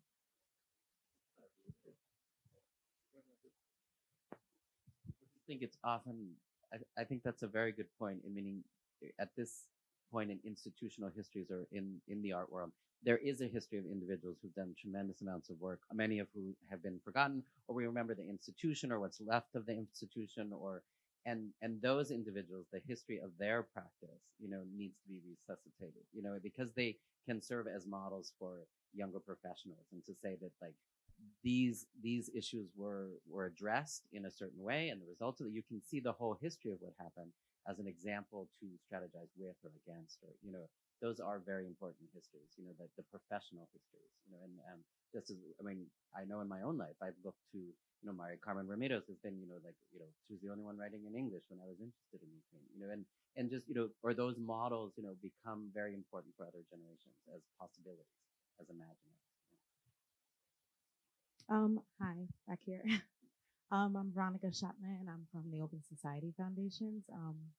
First and foremost, thank you, Rocio and Ford Foundation, for putting this together. This is great. I was actually, on the fence if I should fly down to Miami for a few hours for this, but I'm glad that I came. And as we're talking about the Latin American community, Latinx, whatever you want to call it, I just want to remind everybody that as we're talking about these conversations and as we're having these meetings, let's not forget about the Black Caribbean as well and the Francophone speaking countries, because a lot of the times they don't identify as being Latin or having Latin heritage. And I think since we all share the same history, it's very important to keep each other in that, because there is a division within the Caribbean. So, I haven't heard that raised today, and I've heard it in other conversations, and sometimes I haven't. So I just want to let everyone know to keep that in mind too, that it's not just about Spanish-speaking countries, it's also about French-speaking countries and Creole-speaking countries and whatever other dialects. So just please keep that in mind, and that's all I had to say. Thank you. Yeah, I studied European art history. That's what you had available in the 70s and 80s. And then as I moved in the 90s into Latin American art, and then I moved into Latino and Chicano art, this tension that exists between Latin American and Latinx art, this sort of thing that, Latino is not Latinx and Latinx is not Latin American, is presented in a kind of a very negative light. The Museo del Barrio has done an incredible job in the past with exhibitions like ones that have, for example, Deborah Cullen has curated, like Arte es Vida or Arte Vida, or the one of Nexus New York, where actually you bring in dialogue this history. What is, in effect, a Latinx person is a person that has, on the one hand, a Latin American something background, either Mexican or Puerto Rican or Dominican or whatever, and then he has the kind of the experience of migration and growing and so forth, this kind of multiplicity into the American. So I really feel, where I come from, that there is a really kind of really powerful need to actually draw a bridge between this idea of Latin American and Latinx. Because the thing is, if we establish this kind of enmity, because, Brazil has had this position, they have had success in the market, they have this kind of harder position at MoMA, But I feel that it's actually a really kind of complicated way to put it. Because, for me, what I've actually realized now is I can now continue to create any type of art history that does not include Latinx people in it. Because I'm not prepared to do it, because I feel that is a kind of a point of encounter. This idea that Latinx encloses a possibility of dialogue between all these different kind of specificities and differences. Well, I mean, that is another possibility that exists also with all the different, the different traditions that come from Latin America. So the bridge is kind of the broader dialogue with American art, the established idea of American art, and also with the idea of some sort of idea of origin and contemporary complexity. So, I mean, I'm advocating for this kind of dialogue that goes beyond, the idea of only the Latinx as a completely kind of self-defining term.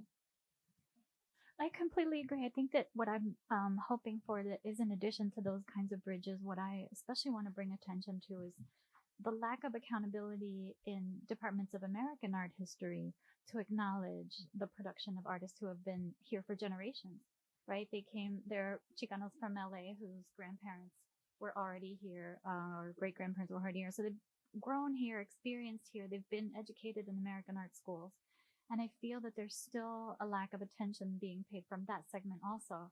And so I think, in order to tell a more complete picture of American art history, of the history of the art of this country, in addition to that, we need to keep emphasizing to people, these are American artists also.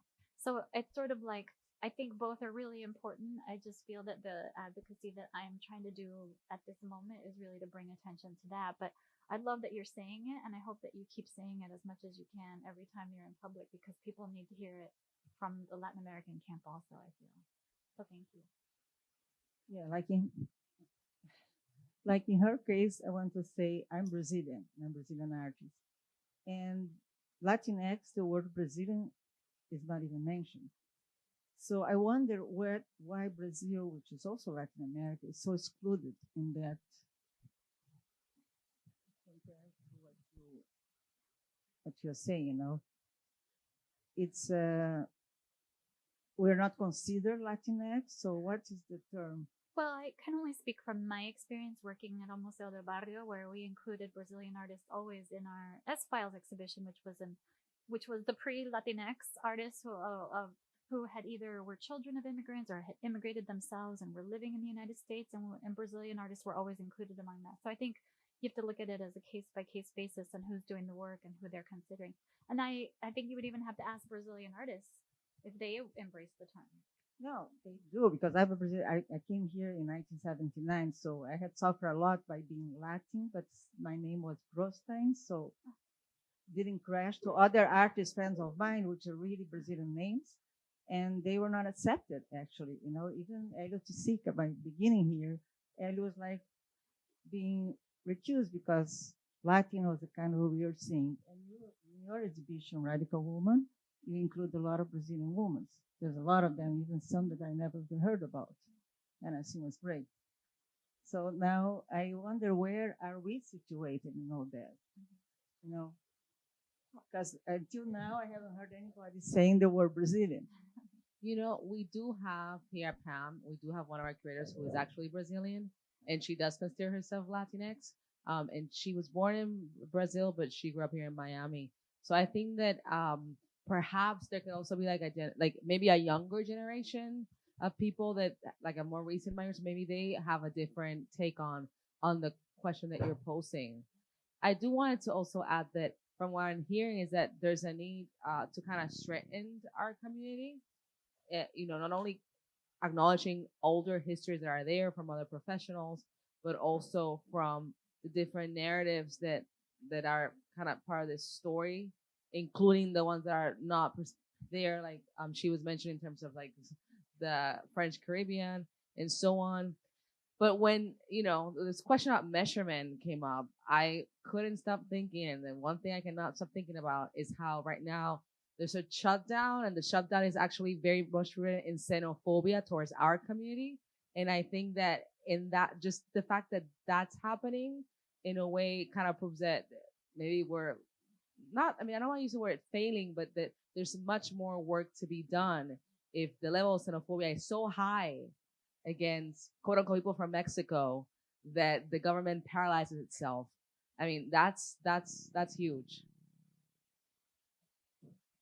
And yeah, I'm sorry. I'm just was making a brief point. Going back to the term Latinx, I think it's based on this idea that Spanish is a gendered language, and so we need to get rid of that. But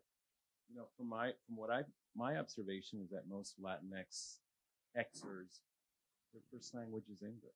So why get so hung up on that?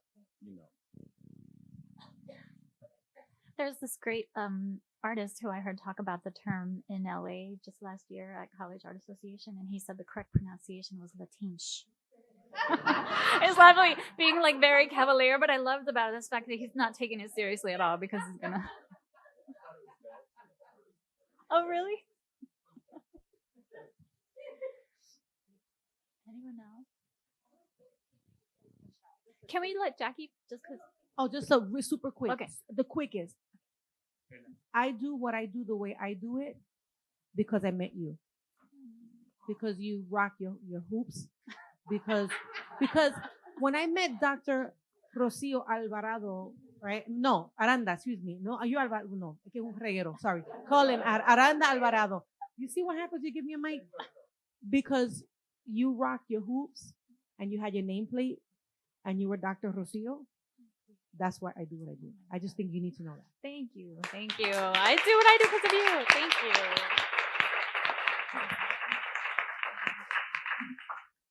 I just wanted to say that it's really great to see so many people in the room, but as time goes on, I just feel that not only do we have to be in the room and in the studios, but we have to go out more. I mean, it's hard when we all have so many things that press on us, but the expression meeting people where they are and just going out, I think seems so important. And I think that even now, when maybe a lot of other nations would be on general strike and, would either be opening their doors and saying, if your child is at home and you're at home, come in and we'll talk and you can use the space. I just think that there's a mindset that has to accompany all of our ascension and our intervention into institutions that also means extending ourselves outward in ways that people here talk about it today and that I really admire. But I just think we're in a crisis. And, it's moving so fast that we don't even measure it. And it's a crisis of confidence. The students that I talk with, the teenagers and the students and young people I meet on the street, they are absolutely in a moment of crisis and anxiety, and they have no belief in us. So they're done.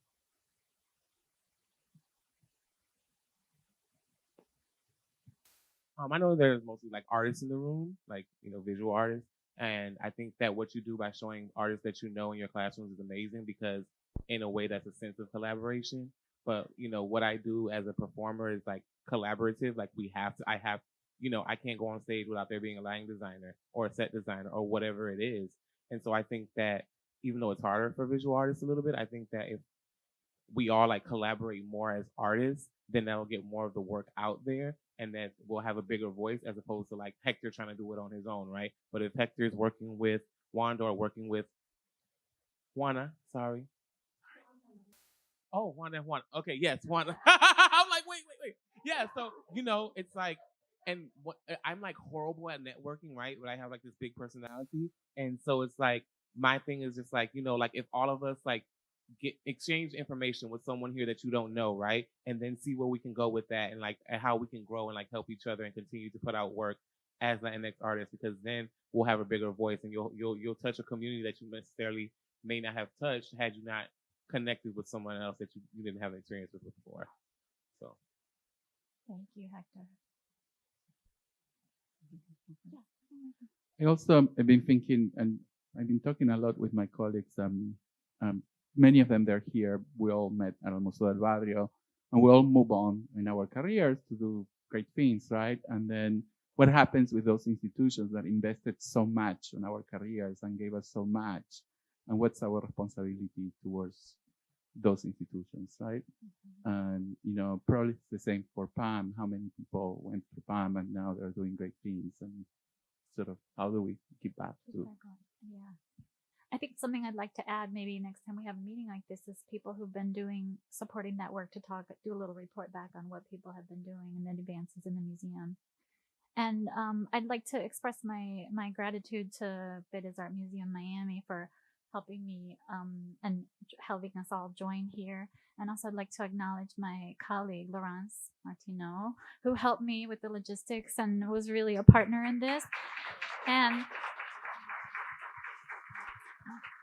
And really just, again, to say how grateful I am to everyone for coming and for sharing your thoughts and ideas. And I want to keep these dialogues going. And I'm really interested in our conversations and keep critiquing and making everything better. And I'm happy to share any of the information that I can that I've been gathering. And I'm sure other people would be interested in sharing what they've presented on also. So please stay in touch and enjoy your freedom for 2 more hours, because at 7 p.m. the Latinx PAMM sessions, PAMM's Latinx Art Sessions begin at 7 p.m. tonight. So go and have a cup of coffee, look at the river, go to the galleries, enjoy. Yes, exactly. Go to the galleries, please, and see the exhibitions. And thank you. It's in the auditorium downstairs at 7 p.m. Okay? Thank you all.